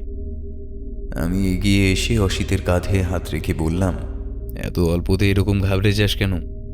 কতবার বলেছি ধূমপান করাটা কমা। আরে বাবা, আনইউজুয়াল বলেই তো আমাদের দেখতে যাওয়াটা প্রয়োজন, বুঝলি? নে চল, আর বেশি দেরি করাটা উচিত হবে না। অসিত আর কোনো প্রতিবাদ করল না। বাধ্য ছেলের মতো আমাকে নিয়ে রাস্তায় নেমে এলো। তারপর ল্যাম্পপোস্টের আলোয় আমাকে পথ দেখিয়ে নিয়ে যেতে লাগলো। আমরা কেউ কোনো কথা বলিনি, চুপচাপ হাঁটছিলাম। হাঁটতে হাঁটতে আমরা সেই পরিত্যক্ত ফ্যাক্টরিটার কাছাকাছি চলে এলাম। প্রথম দিন থেকেই দেখে আসছি এই দিকটায় লোকজনের খুব একটা চলাচল নেই। চারপাশে এক টানা তীক্ষ্ণ স্বরে ঝিঝি পোকা ডেকে চলেছে। আর কিছুটা হাঁটার পর ডান দিক ঘুরে একটা বাঁক নিয়ে এতক্ষণে মুখ খুলল অসিত। কৃষ্ণা যেমনটা বলেছিল, পোস্ট অফিসটা ছাড়িয়ে সামনের ওই মোড়টা ঘুরলে একটা সাবেকি আমলের বড় বাড়ি আছে। সেটার পেছনের দিকের বাড়িটাতেই কৃষ্ণাটা থাকে। অবশেষে হাঁটতে হাঁটতে আমরা একটা ভাঙা চূড়া পুরনো আমলের বাড়ির সামনে এসে দাঁড়ালাম। এই দিকটায় রাস্তায় তেমন একটা আলো নেই। আমি পকেট থেকে মোবাইল ফোনটা বের করে টর্চটা জ্বালালাম। বাড়িটার গায়ে একটা নম্বর চোখে পড়ল, 3। ভালো করে দেখলে বোঝা যায় এই বাড়িটা যে প্লটে মাথা তুলে দাঁড়িয়ে রয়েছে, প্রায় 9.5 কাঠার উপরে জায়গা আছে এই প্লটে। বাড়ির ভেতরের দিকটা আগাছা আর বড় বড় গাছের জঙ্গলে ভরে আছে। আমার মনে একবার একটা সন্দেহ হলো, এরকম একটা ভুতুড়ে বাড়িতে কোনো সুস্থ মস্তিষ্কের মানুষ থাকে কিভাবে? অসিতের মনেও বোধহয় একই চিন্তা চলছিল। আমি ওকে ইশারায় পাঁচিলটা টপকে ভেতরে যেতে বললাম। বাড়িটার চারিদিকে বেশ উঁচু করে পাঁচিল তুলে দেওয়া ছিল। কোনো রকমে আঁচড় পাঁচড় করে দেওয়াল টপকে আমরা একে একে বাড়িটার ভেতরে ঢুকলাম। সমস্ত জায়গাটায় ঘুরঘুরটি অন্ধকার। নিদিন পক্ষে কোথাও একটা মোমবাতিও জ্বলছে না। পাতালপুরীর মতো এত নিকষ কালো অন্ধকার আমি এর আগে কখনো দেখিনি। আমরা অতি সন্তর্পণে আঙিনার কাঁটাযুক্ত আগাছা পেরিয়ে বাড়ির দরজার সামনে এসে উপস্থিত হলাম। দরজাটা ভেজানো রয়েছে, কোনো তালা দেওয়া নেই। একটু ঠেলতেই সেটা একটা বিশ্রী ক্যাঁচ শব্দ করে খুলে গেল। চারিদিকে ধুলো আর মাকড়সার জালের সাম্রাজ্যে গোটা বাড়িটা ঢেকে গিয়েছে। দেখেই বোঝা যাচ্ছে বহুদিন ধরে বাড়ির আনাচে কানাচে পরিষ্কার করা হয়নি। টর্চ লাইটের আলোয় আমি আর অসিত এবার একে অপরের মুখের দিকে তাকালাম। দরজা ছাড়িয়ে কিছুটা ঘরের ভেতর ঢুকে আসতেই এবার আমার নাকে একটা তীব্র মাংস পচা দুর্গন্ধ ভেসে এসে লাগলো। তাকিয়ে দেখলাম অসিত পকেট থেকে একটা রুমাল বের করে নাকে চাপা দিয়ে ধরল। বিদ্যুৎ সংযোগবিহীন ঘরটা এখন ঘুটঘুটে অন্ধকারাচ্ছন্ন। কোনো মতে দেয়াল হাতড়ে হাতড়ে ঘরের ভেতরে ঢুকে টর্চের সাদা আলোয় দেখলাম অগোছালো ঘরের চারদিকে ছড়িয়ে ছিটিয়ে আছে বালিশ, কাঁথা, থালা বাসন, হাঁড়ি, চামচ, এইসব রান্নার সরঞ্জাম। একটা পুরনো উনুনও চোখে পড়ল একপাশে। এই জায়গাটা সম্ভবত রান্নার কাজেই ব্যবহার করা হতো বলে মনে হয়। তুলনামূলকভাবে জায়গাটা পরিষ্কার। সেইটুকু বাদ দিলে পুরো ঘরটা শুকনো পাতা, ময়লা আর আবর্জনায় পরিপূর্ণ। মেঝেতে এখানে ওখানে ঘুরে বেড়াচ্ছে ইঁদুর আর তেলাপোকা। ঘরের দেওয়াল জুড়ে ঝুলছে মাকড়সার বড় বড় জাল। আমি ফিস করে অসিতের কানে কানে বললাম, ভাই অসিত, লক্ষ্য করেছিস বাড়ির ভেতরে ইলেকট্রিসিটি কিংবা গ্যাসের কোনো লাইন নেই। সম্ভবত ইলেকট্রিক বিল আর গ্যাস বিল নিয়মিত জমা না দেওয়ার কারণেই বোধহয় লাইনটা কেটে দেওয়া হয়েছে। রাতের বেলা কোনো লাইট ছাড়াই এই দুর্গম পরিবেশে কোনো মানুষের পক্ষে থাকা সম্ভব নয়। ভালো করে দেখ, গরমের দিন কিন্তু ঘরে একটাও ফ্যান নেই। গ্যাস না থাকায় ওই উনুনটাতেই মনে হয় আমাদের জন্য রান্না বান্না করা হতো। বাড়ির ভেতরটাও প্রচণ্ড নোংরা। কৃষ্ণা কি ঘর বাড়ি পরিষ্কার রাখে না? তাছাড়া এই দেখ, বাড়ির ফ্লোরে প্রচুর দুধের প্যাকেট এখানে সেখানে পড়ে রয়েছে। তাহলে কি কৃষ্ণার মা বছরের পর বছর ধরে কেবলমাত্র এই প্যাকেটের গুঁড়ো দুধ জল দিয়ে গুলিয়ে খেয়ে বেঁচে রয়েছেন? একজন অসুস্থ মানুষের পক্ষে সেটা তো প্রায় একরকম অসম্ভব। আমি তোকে বলেছিলাম অসিত, কিছু একটা নিশ্চয়ই গন্ডগোল তো আছে। হয় কৃষ্ণা তোকে ভুল ঠিকানা দিয়েছে, আর নয়তো ওদের মা মেয়ে দুজনেরই চিকিৎসার। বলতে বলতে টর্চের আলোয় সামনে একটা দোমড়ানো কাগজ মতো কিছু একটা চকচক করতে দেখলাম আমি। অসিতের যেন বাক শক্তি লোপ পেয়েছে। ও গোল গোল চোখে তখন চারিদিকটা মেপে কৃষ্ণার বাহ্যিক রূপের সাথে এই বাসস্থানের পরিবেশের সামঞ্জস্য করার জন্য মনে মনে চেতন আর অবচেতনের মধ্যে যে একটা টানা পোড়েনের লড়াই করে চলেছে, ওর মুখ দেখেই মনের কথাটা পড়ে নিতে পারছিলাম আমি।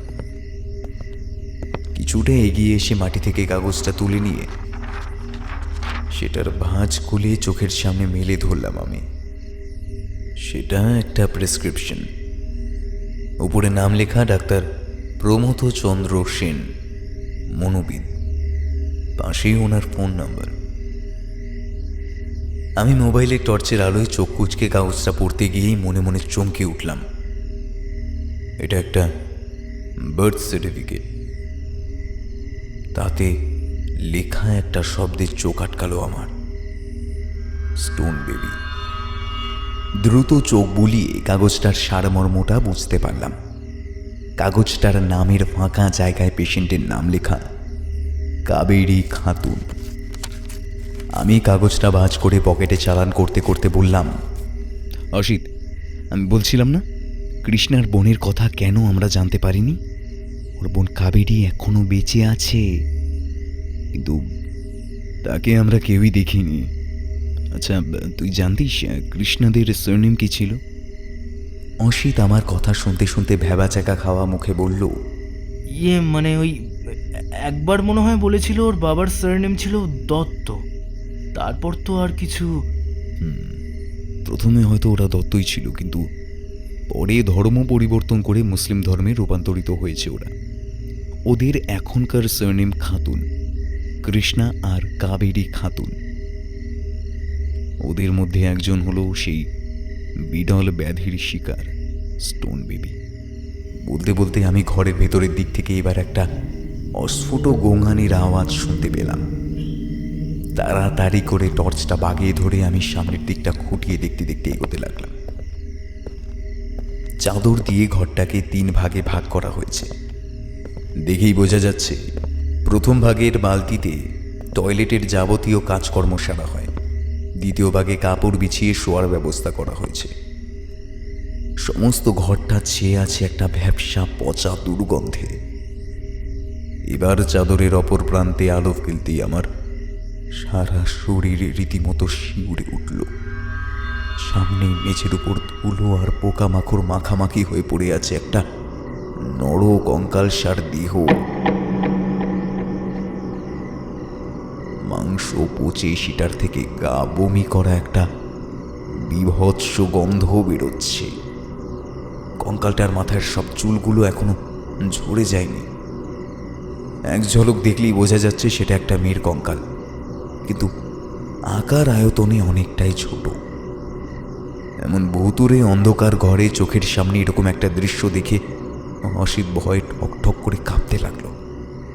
সামনে বোধহয় আরো একটা ছোট ঘর রয়েছে, আর সেটা থেকেই এমন গোঙানির আওয়াজটা ভেসে আসছে।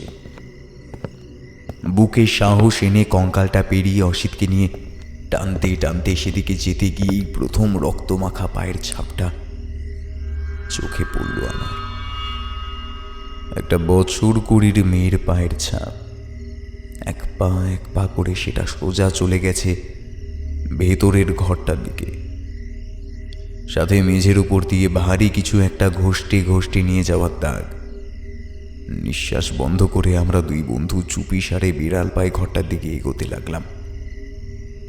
ঘরের সামনেটা হাট করে খোলা, ঘরের ভেতরটা যেন চাপ চাপ কুয়াশার মতো মেঘের স্তর দিয়ে ঠাসা রয়েছে। ঘরের ঠিক মাঝখানে আমাদের দিকে পেছন করে উবু হয়ে মাটিতে বসে রয়েছে একটা নারী। আমি খুব সাবধানে টর্চের আলোটা সেদিকে ঘোরালাম। মেয়েটার শরীরে কোনো বস্ত্র নেই, একদম উলঙ্গ। মুখ থেকে একটা গোঙানির মতো শব্দ করছে মেয়েটা। ওর সামনেই মেঝেতে শুয়ে রয়েছে একটা পুরুষ দেহ, আর মেয়েটা সেই দেহের উপর ঝুঁকে পড়ে নেশাগ্রস্তের মতো এক টানা তল পেটে একটা ছুরি গেঁথে চলেছে বারবার। শরীরটা অনেকক্ষণ আগেই নিথর হয়ে এসেছে, এখন শুধু ক্ষতস্থান থেকে গল গল করে লাল রক্ত বেরিয়ে রক্তের ধারা গড়িয়ে এসে আমার আর অসিতের পায়ে স্পর্শ করল। সামনে এই দৃশ্য দেখে অসিত মুখে একটা অস্ফুট আর্তনাদ করে উঠতেই এবার উলঙ্গ নারী শরীরটা ঘাড় ঘুরিয়ে বড় বড় লাল চোখে আমাদের দিকে তাকালো। টর্চের আলোয় মেয়েটার চোখের সেই দৃষ্টি দেখে আমার মাথা থেকে পা পর্যন্ত একবার হি হি করে কেঁপে উঠল। যে মেয়েটা সাদা ফ্যাটফেটে মুখ নিয়ে চুল ছেড়ে এমন উলঙ্গ হয়ে সামনে পড়ে থাকা মৃতদেহটাকে এক টানা স্ট্যাপ করে চলেছে, সে আর কেউ না, অসিতের প্রেমিকা, রহস্যময়ী কৃষ্ণা। অসিতকে দেখেই মেয়েটা এবার একটা বিশ্রী খলখল শব্দ করে ঘর কাঁপিয়ে হেসে উঠল। তারপর ওর রক্তাক্ত হাত দুটো তুলে দাঁত বার করে হেসে উঠল। ওর ডান হাতের অনামিকায় চকচক করছে আজ সকালে অসিতের দেওয়া ডায়মন্ড রিংটা। মেয়েটা সেই হাতেই একটা রক্ত মাখা ছুরি ধরে রয়েছে। টর্চের আলোয় মেয়েটার ঠোঁটের ফাঁক দিয়ে ঝলসে উঠল বড় বড় তীক্ষ্ণ দুটো ক্যানাইন। বোধহয় একটু আগে মৃতদেহটা থেকে তাজা রক্ত পান করছিল মেয়েটা। লাল রক্তের ধারা ওর দুটো চোয়ালের কষবে গড়িয়ে নেমে আসছে। অসিতের ততক্ষণে আতঙ্কে আর হতাশায় দাঁত কপাটি লেগে যাওয়ার জোগাড়। মেয়েটা এবার একটা কাণ্ড করল। বাম হাতে ছুরিটা নিয়ে আঙুলের চাপ দিয়ে ওর ডান হাতের অনামিকার গোড়াটায় ধরে হঠাৎ করে চালিয়ে দিল। আংটি শুদ্ধ কাটা আঙুলটা টপ করে মেঝেতে এসে পড়ল। ক্ষতস্থান থেকে তখন গল গল করে রক্ত বেরিয়ে মেঝেতে ঝরে পড়ছে। আমার মনে হলো এখনই এখান থেকে ছুটে পালানো উচিত, কিন্তু শত চেষ্টা করেও আমি নিজেকে সেই জায়গা থেকে সরিয়ে নিয়ে যেতে পারলাম না। কোনো এক অদৃশ্য মন্ত্রশক্তি যেন আমাদের ওখানে পাথরের মূর্তির মতো স্তব্ধ করে রেখেছে। অসিত এবার মনে জোর এনে দুবার কৃষ্ণা, কৃষ্ণা ডেকে উঠল। মেয়েটা সেই ডাক শুনে আর একবার ঘর কাঁপিয়ে হেসে উঠল। তারপর ধারালো ছুরিটা নিজের গলার কাছে ধরে শুরুত করে সেটা আড়াআড়িভাবে টেনে দিল। ফিনকি দিয়ে রক্ত বেরিয়ে এলো। মেঝেতে উল্টে পড়ল শরীরটা। কাটা মুরগির মতো কয়েক সেকেন্ড ছটফট করে একদম স্থির হয়ে এলো কৃষ্ণার উলঙ্গ দেহটা। ব্যাপারটা আমাদের চোখের সামনে এত তাড়াতাড়ি ঘটে গেল যে আমরা নিজেদের সামলানোর সুযোগটুকুও পেলাম না। চোখের সামনে নিজের প্রেমিকার এই কাণ্ড দেখে আর নিজেকে ধরে রাখতে পারল না অসিত। গো গো করে মুখে একটা শব্দ করে অজ্ঞান হয়ে আমার কাঁধে ঢলে পড়ল। আমি পড়লাম মহাবিপদে। একে চোখের সামনে ভয়ানক এরকম একটা কাণ্ড ঘটে গেল। সামনেই পড়ে রয়েছে দুটো তাজা মৃতদেহ। উপরন্তু আমার কাঁধের উপর অজ্ঞান হয়ে গো গো করছে আমার বন্ধু অসিত। সে এক বিভৎস পৈশাচিক পরিবেশ। এই নিশ্ছিদ্র পাতালপুরীতে আমি সম্পূর্ণ একা দাঁড়িয়ে দর করে ঘামতে লাগলাম। স্নায়ুকোষের উপর চাপ বেড়েই চলেছে। এই ভয়ঙ্কর পরিবেশে আর বেশিক্ষণ থাকলে আমি নিজেই এবার অজ্ঞান হয়ে যাব। তার আগেই অসিতকে নিয়ে আমাকে এই জায়গাটা ছেড়ে বেরিয়ে যেতে হবে। যেমন ভাবা তেমন কাজ। অনেক কষ্টে বুকে সাহস এনে অসিতের শরীরটাকে টানতে টানতে যে পথ দিয়ে নিয়ে এসেছিলাম সেদিক দিয়ে হোঁচট খেতে খেতে এগোতে লাগলাম। ঘরটা ছেড়ে বেরিয়ে আসার মুখে আমার ঠিক পেছনে এবার ধপ করে একটা কিছু লাফিয়ে পড়ার আওয়াজ পেলাম। দুরু দুরু বুকে পেছন ফিরে তাকাতেই আমার শির দ্বারা বেয়ে একটা ঠান্ডা স্রোত খেলে গেল। ছাদের কোনো একটা অন্ধকার অংশ থেকে মেঝেতে লাফিয়ে নেমে এসেছে আরো একটা নারী শরীর। তার শরীরটাও কৃষ্ণার মতোই উলঙ্গ, কিন্তু শরীরের সমস্ত হাড় বেরিয়ে পড়ে সেটাকে যেন একটা জীবন্ত নরকঙ্কালের রূপ দিয়েছে। মেয়েটার বয়স কৃষ্ণার থেকে কিছুটা কম, আর আকারেও বেশ ছোটখাটো। যে লম্বা লম্বা চুলগুলো মুখের উপর নেমে এসেছে ঠিক একই রকম চুল একটু আগে আমি এই ঘরে ঢোকার মুখে বাইরে পড়ে থাকা ওই কঙ্কালটার মাথায় দেখেছি। কঙ্কাল সারে শরীরটা তখন উবু হয়ে বসে মুখে একটা জান্তব শব্দ করে কৃষ্ণার নিথর শরীরটাতে খোঁচা মেরে মেরে ওকে জাগানোর চেষ্টা করছে। এবার সে নিজের বুকের পাঁজর জিরজিরে অংশে হাতের ধাক্কা মেরে মেরে একটা অদ্ভুত স্বরে ফোঁপাতে লাগলো। এই ফোঁপানোর আওয়াজটা আমার অপরিচিত নয়। অসিতের জানলার বাইরে বৃষ্টির সময় আমি ঠিক এই ফোঁপানোর আওয়াজটাই পেয়ে সেটাকে পাতায় পাতায় হাওয়ার শব্দ ভেবে ভুল করেছিলাম। সে কান্নার শব্দ শুনলে শরীরের রক্ত যেন ঠান্ডা হয়ে আসে। এবার আমি অবাক হয়ে লক্ষ্য করলাম চারপাশে মাংস পচার ভ্যাপসা রক্তের গন্ধ ছাপিয়ে প্রকট হয়ে উঠছে আরও একটা গন্ধ, একটা মিষ্টি মেইলি পারফিউমের গন্ধ। শরীরটা এবার হঠাৎ আমার উপস্থিতি বুঝতে পেরে ওর পাথরের মতো ঠান্ডা চোখ দুটো তুলে আমার দিকে তাকালো। সে চোখের মনিতে যেন ঝিলিক দিয়ে যাচ্ছে হিংস্রতা, কামনা আর বিষাদের অদ্ভুত এক মিশেল। আমার সমস্ত শরীরে কাঁটা দিয়ে উঠল। আমি এতক্ষণে বেশ বুঝে গেছি এই সদ্য আগত কঙ্কালসার শরীরটা আর কারণ নয়, কৃষ্ণার বোন কাবেরী খাতুনের। স্টোন বেবির তকমা লাগিয়ে এতদিন যাকে সমাজের চোখের আড়ালে লুকিয়ে রাখা হয়েছিল। আমার মাথাটা এবার কেমন যেন ঝিমঝিম করতে লাগলো। চোখ দুটোয় যেন গভীর ঘুম নেমে এসেছে। শত চেষ্টা করেও যেন আমি কিছুতেই আর সে দুটো চোখ খুলে রাখতে পারছি না। আমি আর ওখানে দাঁড়িয়ে থাকতে পারলাম না। দাঁতে দাঁত চেপে গায়ে যত সম্ভব জোর এনে অসিতের অচৈতন্য দেহটা টানতে টানতে বাইরেটায় বের করে আনলাম। পিছনে ভেতরের ঘর থেকে তখনও সেই একটানা বিকৃত স্বরে মেয়েরই গলায় ফুপিয়ে ফুপিয়ে কান্নার শব্দটা ভেসে আসছে। আমি অসিতকে কোনো মতে টেনে হিচড়ে উঁচু পাঁচিলটার কাছে নিয়ে এলাম। আতঙ্কে আর উত্তেজনায় তখন আমার নাভিশ্বাস ওঠার জোগাড়।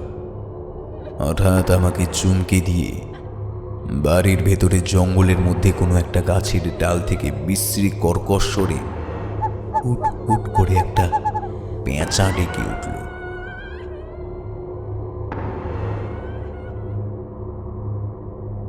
সেদিন যে কিভাবে অসিতকে নিয়ে বাড়ি পৌঁছেছিলাম সেটা শুধু আমিই জানি। বাড়ি ফিরে অসিতের সেই যে ধুম জ্বর এসেছিল সেটাই ওকে কাহিল করে দিল।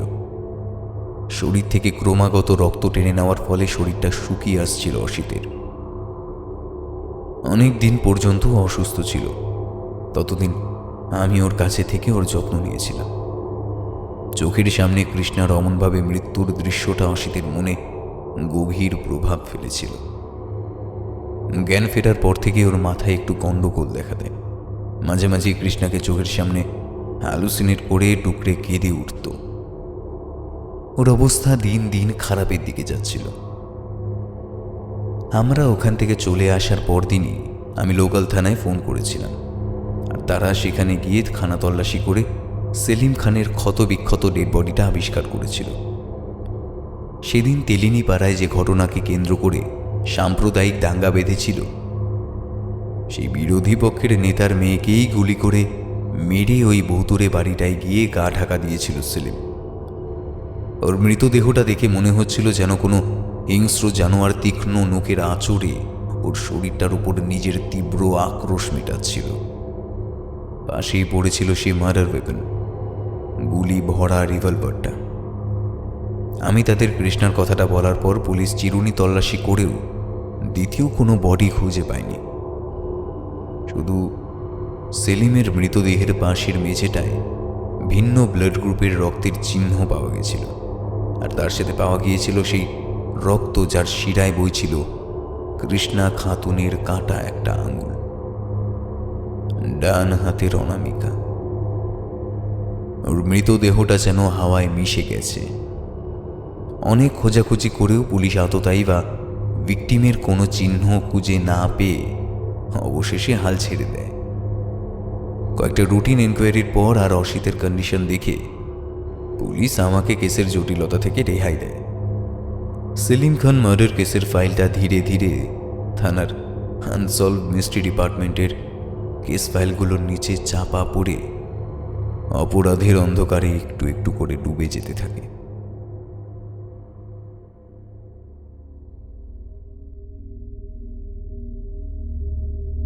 বেশ কিছু মাস পর অসিতের অবস্থার একটু উন্নতি হয়।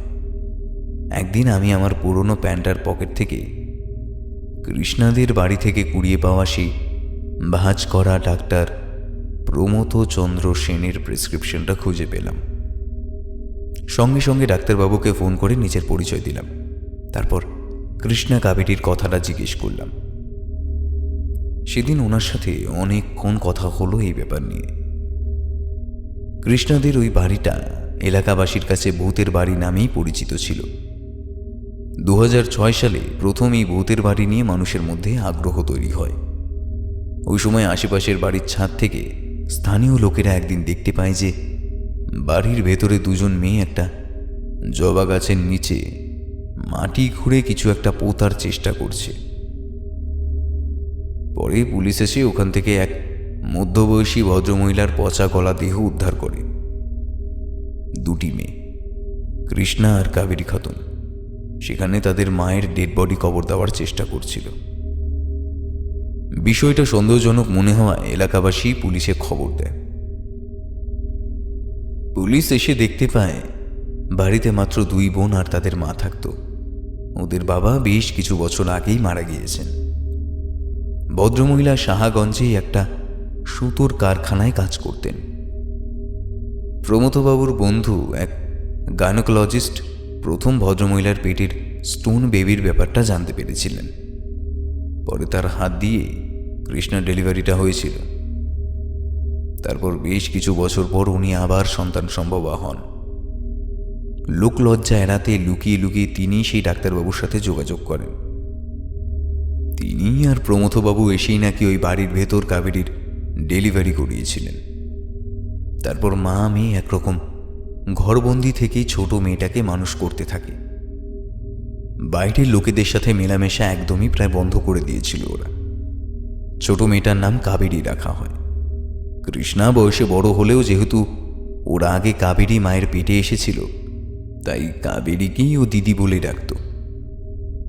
ওদের এইসব কথা অন্য কোনো আত্মীয় স্বজন কেউ কোনো দিন জানতে পারেনি। স্বামী মারা যাওয়ার পর থেকেই ভদ্রমহিলার মাথায় অল্প বিস্তর গণ্ডগোল দেখা গিয়েছিল। একদিন এক পীর বাবাকে ডেকে এনে ওর মা নিজের ধর্ম পরিবর্তন করালেন। স্টোন বেবির ঘটনা ইতিহাসে বিরল। কাবেরীর দেহে তাই ছোট থেকেই বেশ কিছু জটিলতা দেখা দিয়েছিল। অ্যানিমিয়ায় ভুগছিল মেয়েটা। বেশ কিছু বছর প্রমথবাবু নিজে ওদের সাথে যোগাযোগ করে যতটা সম্ভব সাহায্য করেছিলেন। কৃষ্ণা আর কাবেরীর স্বভাব ছিল একদম আলাদা। কৃষ্ণা যতটা শান্ত আর মিষ্টি স্বভাবের ছিল, কাবেরী ছিল ঠিক ততটাই হিংসুটে আর স্বার্থপর। ওর ধারণা ছিল কৃষ্ণা ওর থেকে শারীরিকভাবে মজবুত হওয়ায় আর পরিবর্তে ওর শরীরে রক্ত কম থাকায় মা বোধহয় কৃষ্ণাকে ওর থেকে বেশি ভালোবাসতেন। এইভাবে বেশ কিছুদিন চলার পর ধীরে ধীরে প্রমথবাবু তার ডাক্তারি জীবন নিয়ে ব্যস্ত হয়ে পড়লেন। একদিন কৃষ্ণা কাবেরীর মা মারা যাওয়ার পর 2 বোন অন্য কোনো আত্মীয় স্বজনকে খবর না দিয়ে নিজেরাই ওদের মাকে কবর দেওয়ার চেষ্টা করছিল। পুলিশ তখন ডেড বডিটা উদ্ধার করে অন্য একটা কবরস্থানে ভদ্রমহিলার দেহ দাফন করে দেয়। তবে 2 বোনের বিরুদ্ধে কোনো ব্যবস্থা নেয়নি তারা। দিনের পর দিন ধরে ওই বাড়ির ভেতরেই বসবাস করতে থাকে ওরা। সেই ঘটনার পর স্থানীয় লোকেরা জানিয়েছিল মৃতদেহ কবর দেওয়ার কয়েকদিনের পর থেকেই নাকি মেয়েরা বাড়ি থেকে বের হওয়া বন্ধ করে দেয়, অস্বাভাবিক আচরণ করতে শুরু করে। কারোর সঙ্গে আর ওরা যোগাযোগ করত না, কথা বলাও তো দূরের ব্যাপার। মাঝে মাঝে পাড়ার কোনো লোক ওদের গাছের আম পাড়তে গেলে মেয়েরা চেঁচামেচি করত। এলাকার অনেকেই নাকি ওদের মৃত মাকে হাঁটাচলা করতে দেখেছে, ওই বাড়ি থেকে ঢুকতে বেরোতে দেখেছে। এরপর থেকে ওটার নাম হয়ে যায় ভূতের বাড়ি। কৃষ্ণা কাবেরীকে অনেকদিন ধরেই দেখছেন প্রমথবাবু। জীবিত থাকা অবস্থায় ওদের মাকেও দেখেছেন। ওরা দুজন নাকি সবসময় বোরখা পরে থাকত, কারোর সঙ্গে খুব একটা বেশি কথা বলতো না। দিনের বেলায় খুব কম বাড়ি থেকে বেরোতো কৃষ্ণা। কাবেরীকে স্বচক্ষে দেখেছে এমন লোকের সংখ্যা প্রায় নেই বললেই চলে। মা মারা যাওয়ার পর থেকে নাকি মাঝে মাঝে বাইরে বেরোলে বোরখা না পরেই বাজার করতে যেত কৃষ্ণা। একবার কথায় কথায় প্রমথবাবুকে কৃষ্ণা জানায় ওদের নাকি আল্লাহর সাথে নিয়মিত যোগাযোগ হয়। এই বাড়ি ছেড়ে তাই ওরা আর অন্য কোথাও যেতে পারবে না। 2 বোনের মধ্যে কৃষ্ণাই একটু পরিষ্কার পরিচ্ছন্ন থাকত। প্রমথবাবু কাবেরীকে হাসি খুশি রাখার জন্য একটা মিষ্টি পারফিউম গিফট করেছিলেন। কাবেরীর নাকি ওই মিষ্টি গন্ধটা খুব পছন্দ ছিল। সারাক্ষণ বাড়ির মধ্যেই ওকে বন্দি করে রাখত কৃষ্ণা। এর কয়েক বছর পর থেকে ওই 2 বোন নাকি আক্ষরিক অর্থেই ঘর থেকে বেরোনো বন্ধ করে দেয়। বাজার টাজারও করতে যেত না। দিনের পর দিন খাবার, কাপড় চোপড় বা চিকিৎসার সরঞ্জাম ছাড়া তারা যে কিভাবে বেঁচে আছে সেটাই স্থানীয় মানুষদের কাছে একটা রহস্যময় ব্যাপার ছিল। ওরা ঈদ কিংবা অন্য কোনো অনুষ্ঠানের সময়ও বাড়ি থেকে বের হতো না। বাড়ির ভেতরে কেউ ঢোকার চেষ্টা করলেও দুই বোন তাদের ভয় দেখিয়ে সেখান থেকে তাড়িয়ে দিত। দীর্ঘদিন চার দেওয়ালের মধ্যে বন্দি থাকায় ওদের শরীরের স্বাভাবিক গড়ন ভেঙে গিয়েছিল। দিনের পর দিন ঠিকমতো পরিচর্যার অভাবে ওদের শরীর হাড্ডি সার হয়ে গিয়েছিল। যেখানে বাসা বেঁধেছিল নানা রকমের রোগ ব্যাধি। প্রমথবাবু মনে করেন দুই বোন ঘরের ভেতরে বিভিন্ন ধরনের নামাজ, রোজা আর অন্যান্য ইবাদত করত। ওরা ওদের মৃত মাকে ফিরিয়ে আনার জন্য নাকি এসব ইবাদত করত। আমি ডাক্তারবাবুকে ওনার মতামত জিজ্ঞেস করলে উনি ডাক্তারি ভাষায় এর একটা ব্যাখ্যা দিয়ে বলেন, ওরা দীর্ঘদিন ধরেই বিভিন্ন শারীরিক ও মানসিক রোগে ভুগছিল। উপযুক্ত চিকিৎসার অভাবে ওদের শারীরিক অবস্থা দিন দিন আরো খারাপের দিকে যেতে লাগল। প্রমথবাবু এই ঘটনাকে সিজোফ্রেনিয়ার লক্ষণ বলেই দাবি করেন। দিনের পর দিন ধরে কারোর সাথে যোগাযোগ না রেখে একটা ঘরের ভেতর নিজেকে বন্দি করে একঘেয়ে রুটিন মাফিক একটা কাজ করে যাওয়া, এটা কেবলমাত্র সিজোফ্রেনিয়া রোগীদের পক্ষেই সম্ভব। এরা সবসময় এক ধরনের ঘোরের মধ্যে থাকে। আশেপাশের জগতের রিয়েলিটির সাথে এরা নিজেদের কল্পনার জগৎকে গুলিয়ে ফেলে। নিজের মনের তৈরি করা কাল্পনিক জগতের মধ্যেই মিশে গিয়ে বাঁচতে ভালোবাসে এরা। দুই বোন যে কাল্পনিক জগৎ তৈরি করেছিল সেই জগতে ওদের মৃত বাবা মার সাথে ওদের নাকি নিয়মিত যোগাযোগ হতো। বাস্তবের এক একটা ঘটনা, যেমন করে খাবার না খেয়ে থাকা, ঘর নোংরা করা, বাজার করতে যাওয়া, রান্নাবান্না করা, নিজেকে পরিষ্কার পরিচ্ছন্ন রাখা, এইসবের চেয়ে ওদের নিজের তৈরি কাল্পনিক জগতের ঘটনাগুলো কৃষ্ণা আর কাবেরীর কাছে অনেক বেশি গুরুত্বপূর্ণ ছিল। এই কারণেই ওরা বাস্তবের ব্যাপারে উদাসীন ছিল। ওরাও ভালোবাসা পেতে চাইতো, ভালোবাসতে চাইতো, কিন্তু দুই বোনের কাছেই ভালোবাসার প্রকাশ ঘটে একদম অন্য একটা পথে। এখন যার মাসুল গুনতে হচ্ছে অসিতকে। আমার কাছে অসিতের কন্ডিশনের কথা শোনার পর প্রমথবাবু তার এক ডাক্তার বন্ধু মিস্টার জয়প্রকাশ বাহাদুরির কাছে অসিতকে রেফার করেন। ভদ্রলোক নাকি খুব নাম করা একজন সাইকিয়াট্রিস্ট। মধুপুরে ওনার একটা স্পেশাল চেম্বার আছে। রাত দিন সেখানে মানসিক সমস্যা নিয়ে দূর দূরান্ত থেকে ছুটে আসা রোগীদের ভিড় উপচে পড়ে। ওখানে গিয়ে কয়েকটা দিন কাটিয়ে আসলে মধুপুরের জলাহয়ে অসিতের স্বাস্থ্যের উন্নতি ঘটবে। আগত্যা ডাক্তার সেনের কথায় রাজি হয়ে গেলাম। উনি নিজেই দায়িত্ব নিয়ে সব বন্দোবস্ত করে দিলেন। ডাক্তার ভাদুরীর দায়িত্বে অসিতকে পাঠিয়ে দিয়ে আমি মনে মনে নিশ্চিন্ত হলাম। এরপর কলকাতায় ফিরে আমি আমার ডাক্তারির পর্সা সাজাতে ব্যস্ত হয়ে পড়ি। প্রথমে বেশ কয়েক মাস নিয়মিত অসিতের সাথে কথা হতো। ডক্টর ভাদুরীর চিকিৎসায় এখন ওর অনেকটা উন্নতি হয়েছে। আগের থেকে বেশ অনেকটাই সুস্থ হয়ে উঠেছে অসিত। তারপরে আস্তে আস্তে আমাদের মধ্যে যোগাযোগটা আবার কমে আসতে থাকে। বছর দুই আগেও শুনেছিলাম অসিত নাকি আবার সাহাগঞ্জে ফিরে এসেছে। এখনও আগের তুলনায় অনেকটাই ভালো হয়েছে। হ্যালুসিনেশনটা আজকাল আর খুব বেশি হয় না। মাঝে মাঝে একটা প্যানিক অ্যাটাক হতো, কিন্তু ডক্টর ভাদুরীর প্রেসক্রাইবড মেডিসিন খেলে আবার মনের অস্থিরতা কমে আসতো অসিতের। আজকাল সে আবার নিয়মিত কারখানার কাজে যেতেও শুরু করেছে। সেই দিনের ওই ভয়ঙ্কর অভিজ্ঞতাটা নিয়ে এরপর আর কোনো দিনও আমাদের মধ্যে আলোচনা হয়নি।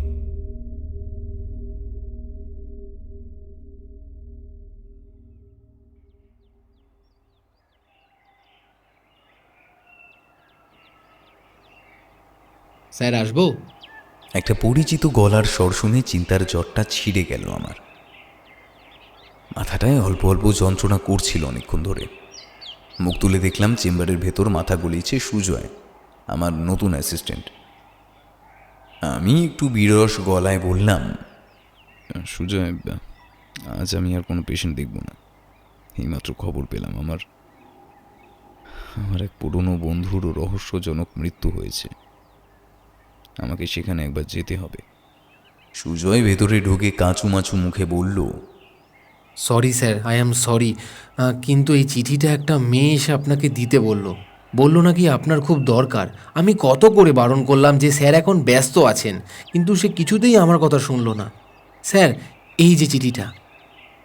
বলে ও একটা কাগজের খাম আমার দিকে বাড়িয়ে ধরল। আমি একটু বিরক্তির মুখে সেটা নিয়ে দেখতে দেখতে বললাম, আমার নামে আজ কোনো চিঠি আসার কথা ছিল বলে তো আমার ঠিক মনে পড়ছে না। আচ্ছা সুজয়, যে মেয়েটি এসেছিল কেমন দেখতে? সুজয় একটু মাথা চুলকে বলল, হেমা স্যার, সেটা তো ঠিক। মেয়েটা একটা কালো বোরখা পরে এসেছিল। মুখ তো দেখিনি, শুধু চোখ দুটো বেরিয়েছিল। জানেন স্যার, আমি না অনেকক্ষণ মেয়েটাকে দেখে চোখের পাতা ফেলতে পারিনি। আরও একটা কথা স্যার, মেয়েটা যখন এই খামটা আমার দিকে বাড়িয়ে দিল, আমি দেখলাম তার ডান হাতে রিং ফিঙ্গারটা নেই। সুজয়ের কথা শুনতে শুনতে আমি ততক্ষণে খামটা ছিঁড়ে চিঠিটা বার করে ফেলেছি। ভাঁজটা খুলতেই চিঠির উপর একটা লেখা দেখতে পেলাম। ডাক্তার, তুই একা থাকলে তবেই চিঠিটা পড়িস, তার আগে নয়। আমার সমস্ত শরীর বেয়ে একটা শিহরণ বয়ে গেল। মাথা তুলে তাকিয়ে দেখলাম সুজয় তখনও মাথার কাছে ঠায় দাঁড়িয়ে রয়েছে। আমি হাতের ইশারায় ওকে বাইরে পাঠিয়ে এক নিঃশ্বাসে চিঠিটা পড়তে শুরু করলাম। প্রিয় বন্ধু গৌরব, আজ তোর কাছে একটা ছোট্ট আবদার আছে।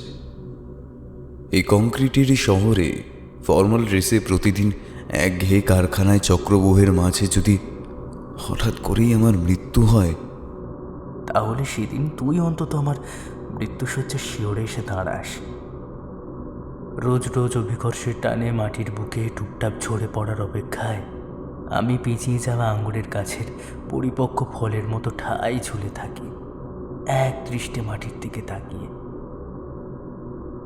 কত বৃষ্টি ভেজা মোহচ্ছন্ন সোদা গন্ধের সন্ধ্যেতে আমি দেখেছি গাছের নিচে সত্য প্রেমে পড়া যুগলের প্রথম ঠোঁটে ঠোঁট রাখার শিহরণ।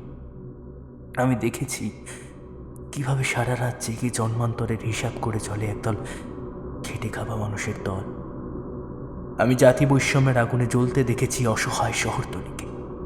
আমি কুসংস্কারের অন্ধকার মুড়ে দেখেছি বিজ্ঞানের আবির্ভাব, আবার তাদেরই হাতে নিঃস্ব হতে দেখেছি একটা গোটা সমাজকে। আমি রাজনৈতিক টানাপোড়েনের মাঝে একদল সৎ মানুষের নির্দ্বিধায় সৎকার হতে দেখেছি। অবসাদগ্রস্ত একদল প্রজন্মকে আত্মহত্যার অতলতায় হেরে যেতে দেখেছি চোখের সামনে। গৌরব, তুই কখনো চোখের সামনে কোনো ফুটপাতবাসী ভিখারির ছিন্ন ভিন্ন পোশাকের অর্ধ উলঙ্গ বাচ্চাকে রাস্তায় খেলতে খেলতে হঠাৎ ব্যস্ত ট্রাকের নিচে পিষে গিয়ে ছিন্ন ভিন্ন হতে দেখেছিস? অনুভব করতে পেরেছিস তাকে ঘিরে একদল হাত গুটিয়ে বসে থাকা উদাসীন মানুষের কুমির কান্নার ভিড়ে ওই ক্ষত বিক্ষত মাংসপিণ্ড বুকে আঁকড়ে হত দরিদ্র মায়ের সব হারানোর অসহ্য যন্ত্রণাগ্রস্ত কান্নাটা? আমি বিশ্বাস হারিয়েছি মানুষের ওপর। প্রকৃতির সান্নিধ্যে যতবার এসেছি প্রকৃতি আমাকে ফেরায়নি, কিন্তু মানুষ, তারা তো মাতৃহন্তা। বুক ঢুকে ইডিপাস কমপ্লেক্সে নিজেদের অনুভূতিটাই বিক্রি করে দিয়েছে। ভাই গৌরব, তুই কখনো ধোঁয়া ওঠা চায়ের কাপে অস্তিত্ব সংকটে ভুগেছিস? আমি শুধু সত্যি ভালোবাসার মোড়কে কয়েক বান্ডিল শর্ত বিক্রি করেছি। সবটাই নিজেকে ভালো রাখার মিথ্যে মোহর ফাঁদে। বেড়া জালে আটকে থেকে গিয়েছে আমার লেখক হওয়ার স্বপ্ন। জীবন আমাকে আরো অনেক কঠিন দর্শনশাস্ত্র পড়িয়েছে, যার সিংহভাগ জুড়ে আছে কিছু পচা গলা ইতিহাস আর কিছু জটিল বিকৃত মনস্তত্ত্ব। জানিস গৌরব, আমি বুঝতে শিখেছি শিল্পীদের কোনো জাত হয় না, তারা সমস্ত পিছুটান থেকে মুক্ত, তারা স্বাধীন। ঘর মানে তাদের কাছে শিল্পসত্তার জন্মভূমি, আর পরিবার মানে শুধু পাশে চলতে চাওয়া কয়েকজন কাছের মানুষের গন্ধ।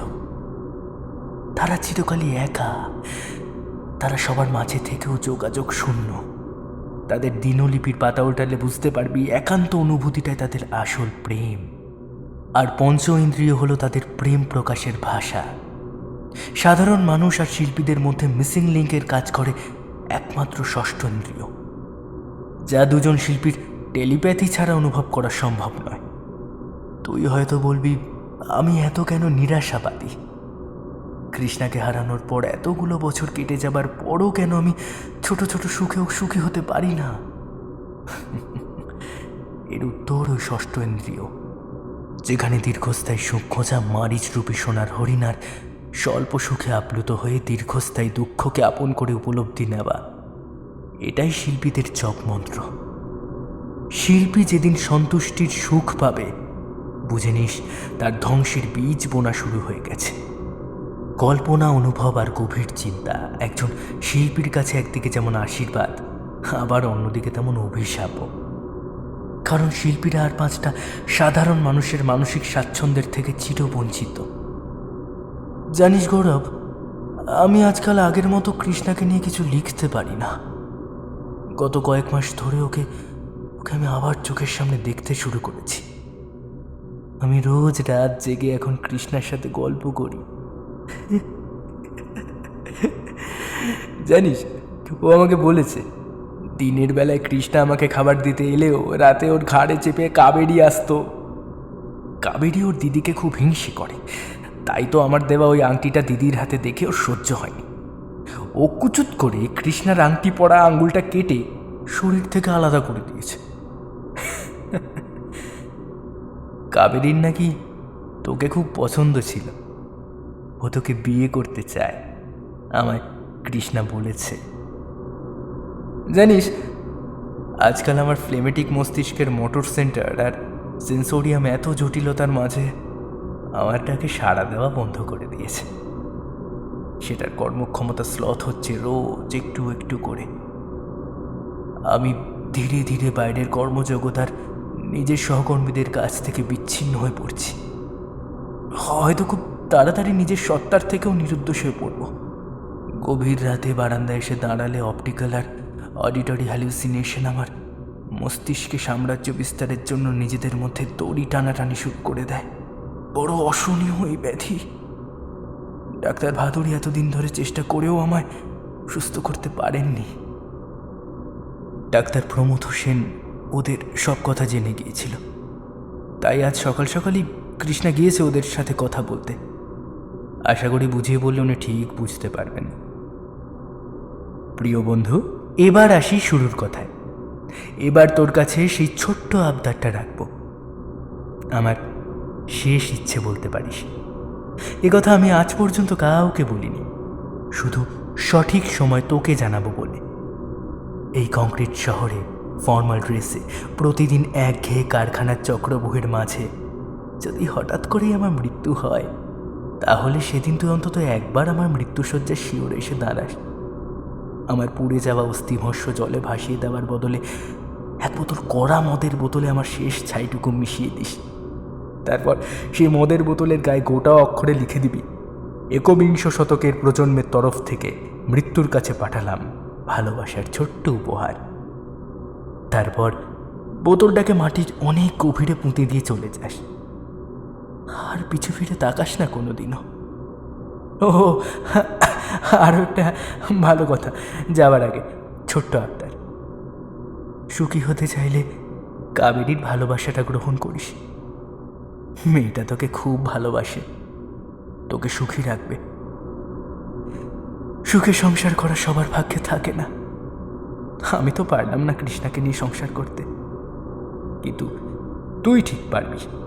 তুই ঠিক পারবি কাবেরীর খেয়াল রাখতে। কথা দে আমায়। আজ তবে আসি। ভালো থাকিস ভাই গৌরব। বিদায়। ইতি তোর হতভাগ্য বন্ধু অসিত। চিঠিটা পড়ে আমি ওখানে স্তব্ধ হয়ে বসে রইলাম। চেম্বারের ভেতরে এসি চলছে, কিন্তু তাও আমি চেয়ারে বসেই দরদর করে ঘামতে লাগলাম। হঠাৎ টেবিলের উপরে রাখা মোবাইলটা শব্দ করে বেজে উঠল। প্রমথবাবুর বন্ধু সেই গাইনোকোলজিস্ট ভদ্রলোক ফোন করছেন। আমার শির দ্বারা বেয়ে এবার একটা শিহরণ খেলে গেল। আমি ফোনটার দিকে এক দৃষ্টে তাকিয়ে রইলাম, কিন্তু সেটা ধরলাম না। আমি বেশ ভালো করেই জানি ওপাশ থেকে আর একটা চাঞ্চল্যকর মৃত্যুর খবর দেওয়ার জন্যই প্রমথবাবুর ডাক্তার বন্ধুটি এই অসময়ে আমাকে ফোন করেছে। আমার হাত দুটো অসম্ভব কাঁপছিল। কোনোমতে চিঠিটা পকেটে ঢুকিয়ে টেবিল থেকে আমার ব্যাগটা তুলে হন্তদন্ত হয়ে চেম্বার থেকে বেরিয়ে এসে লিফটের দিকে ছুটলাম।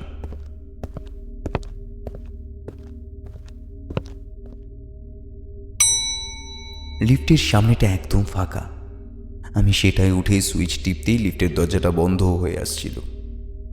হঠাৎ বাইরে থেকে একটা মিলি আঙুল দরজাটার ফাঁকে গুজে দিতেই দরজাটা আবার খুলে গেল।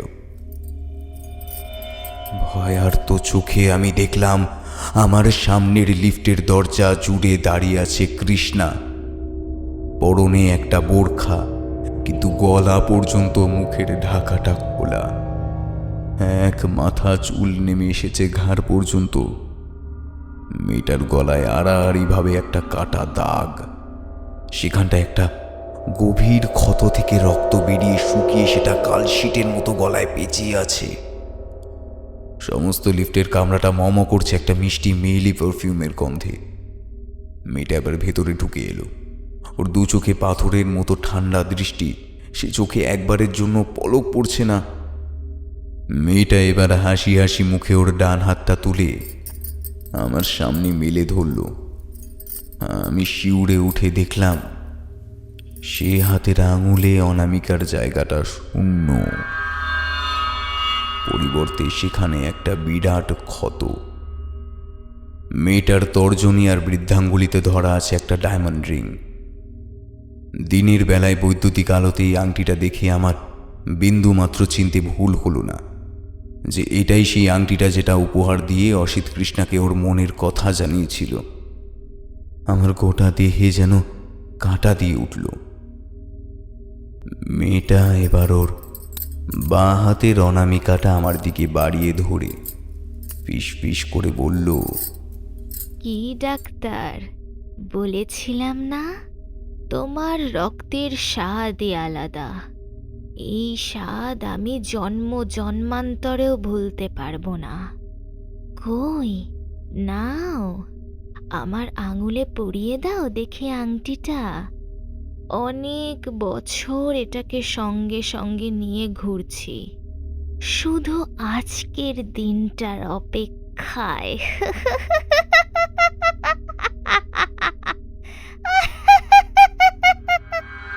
বলেই মেয়েটা খলখল করে একটা খ্যানখ্যানে হাসি হেসে উঠল। টুম করে একটা যান্ত্রিক শব্দ হয়ে লিফটের দরজাটা বন্ধ হয়ে গেল।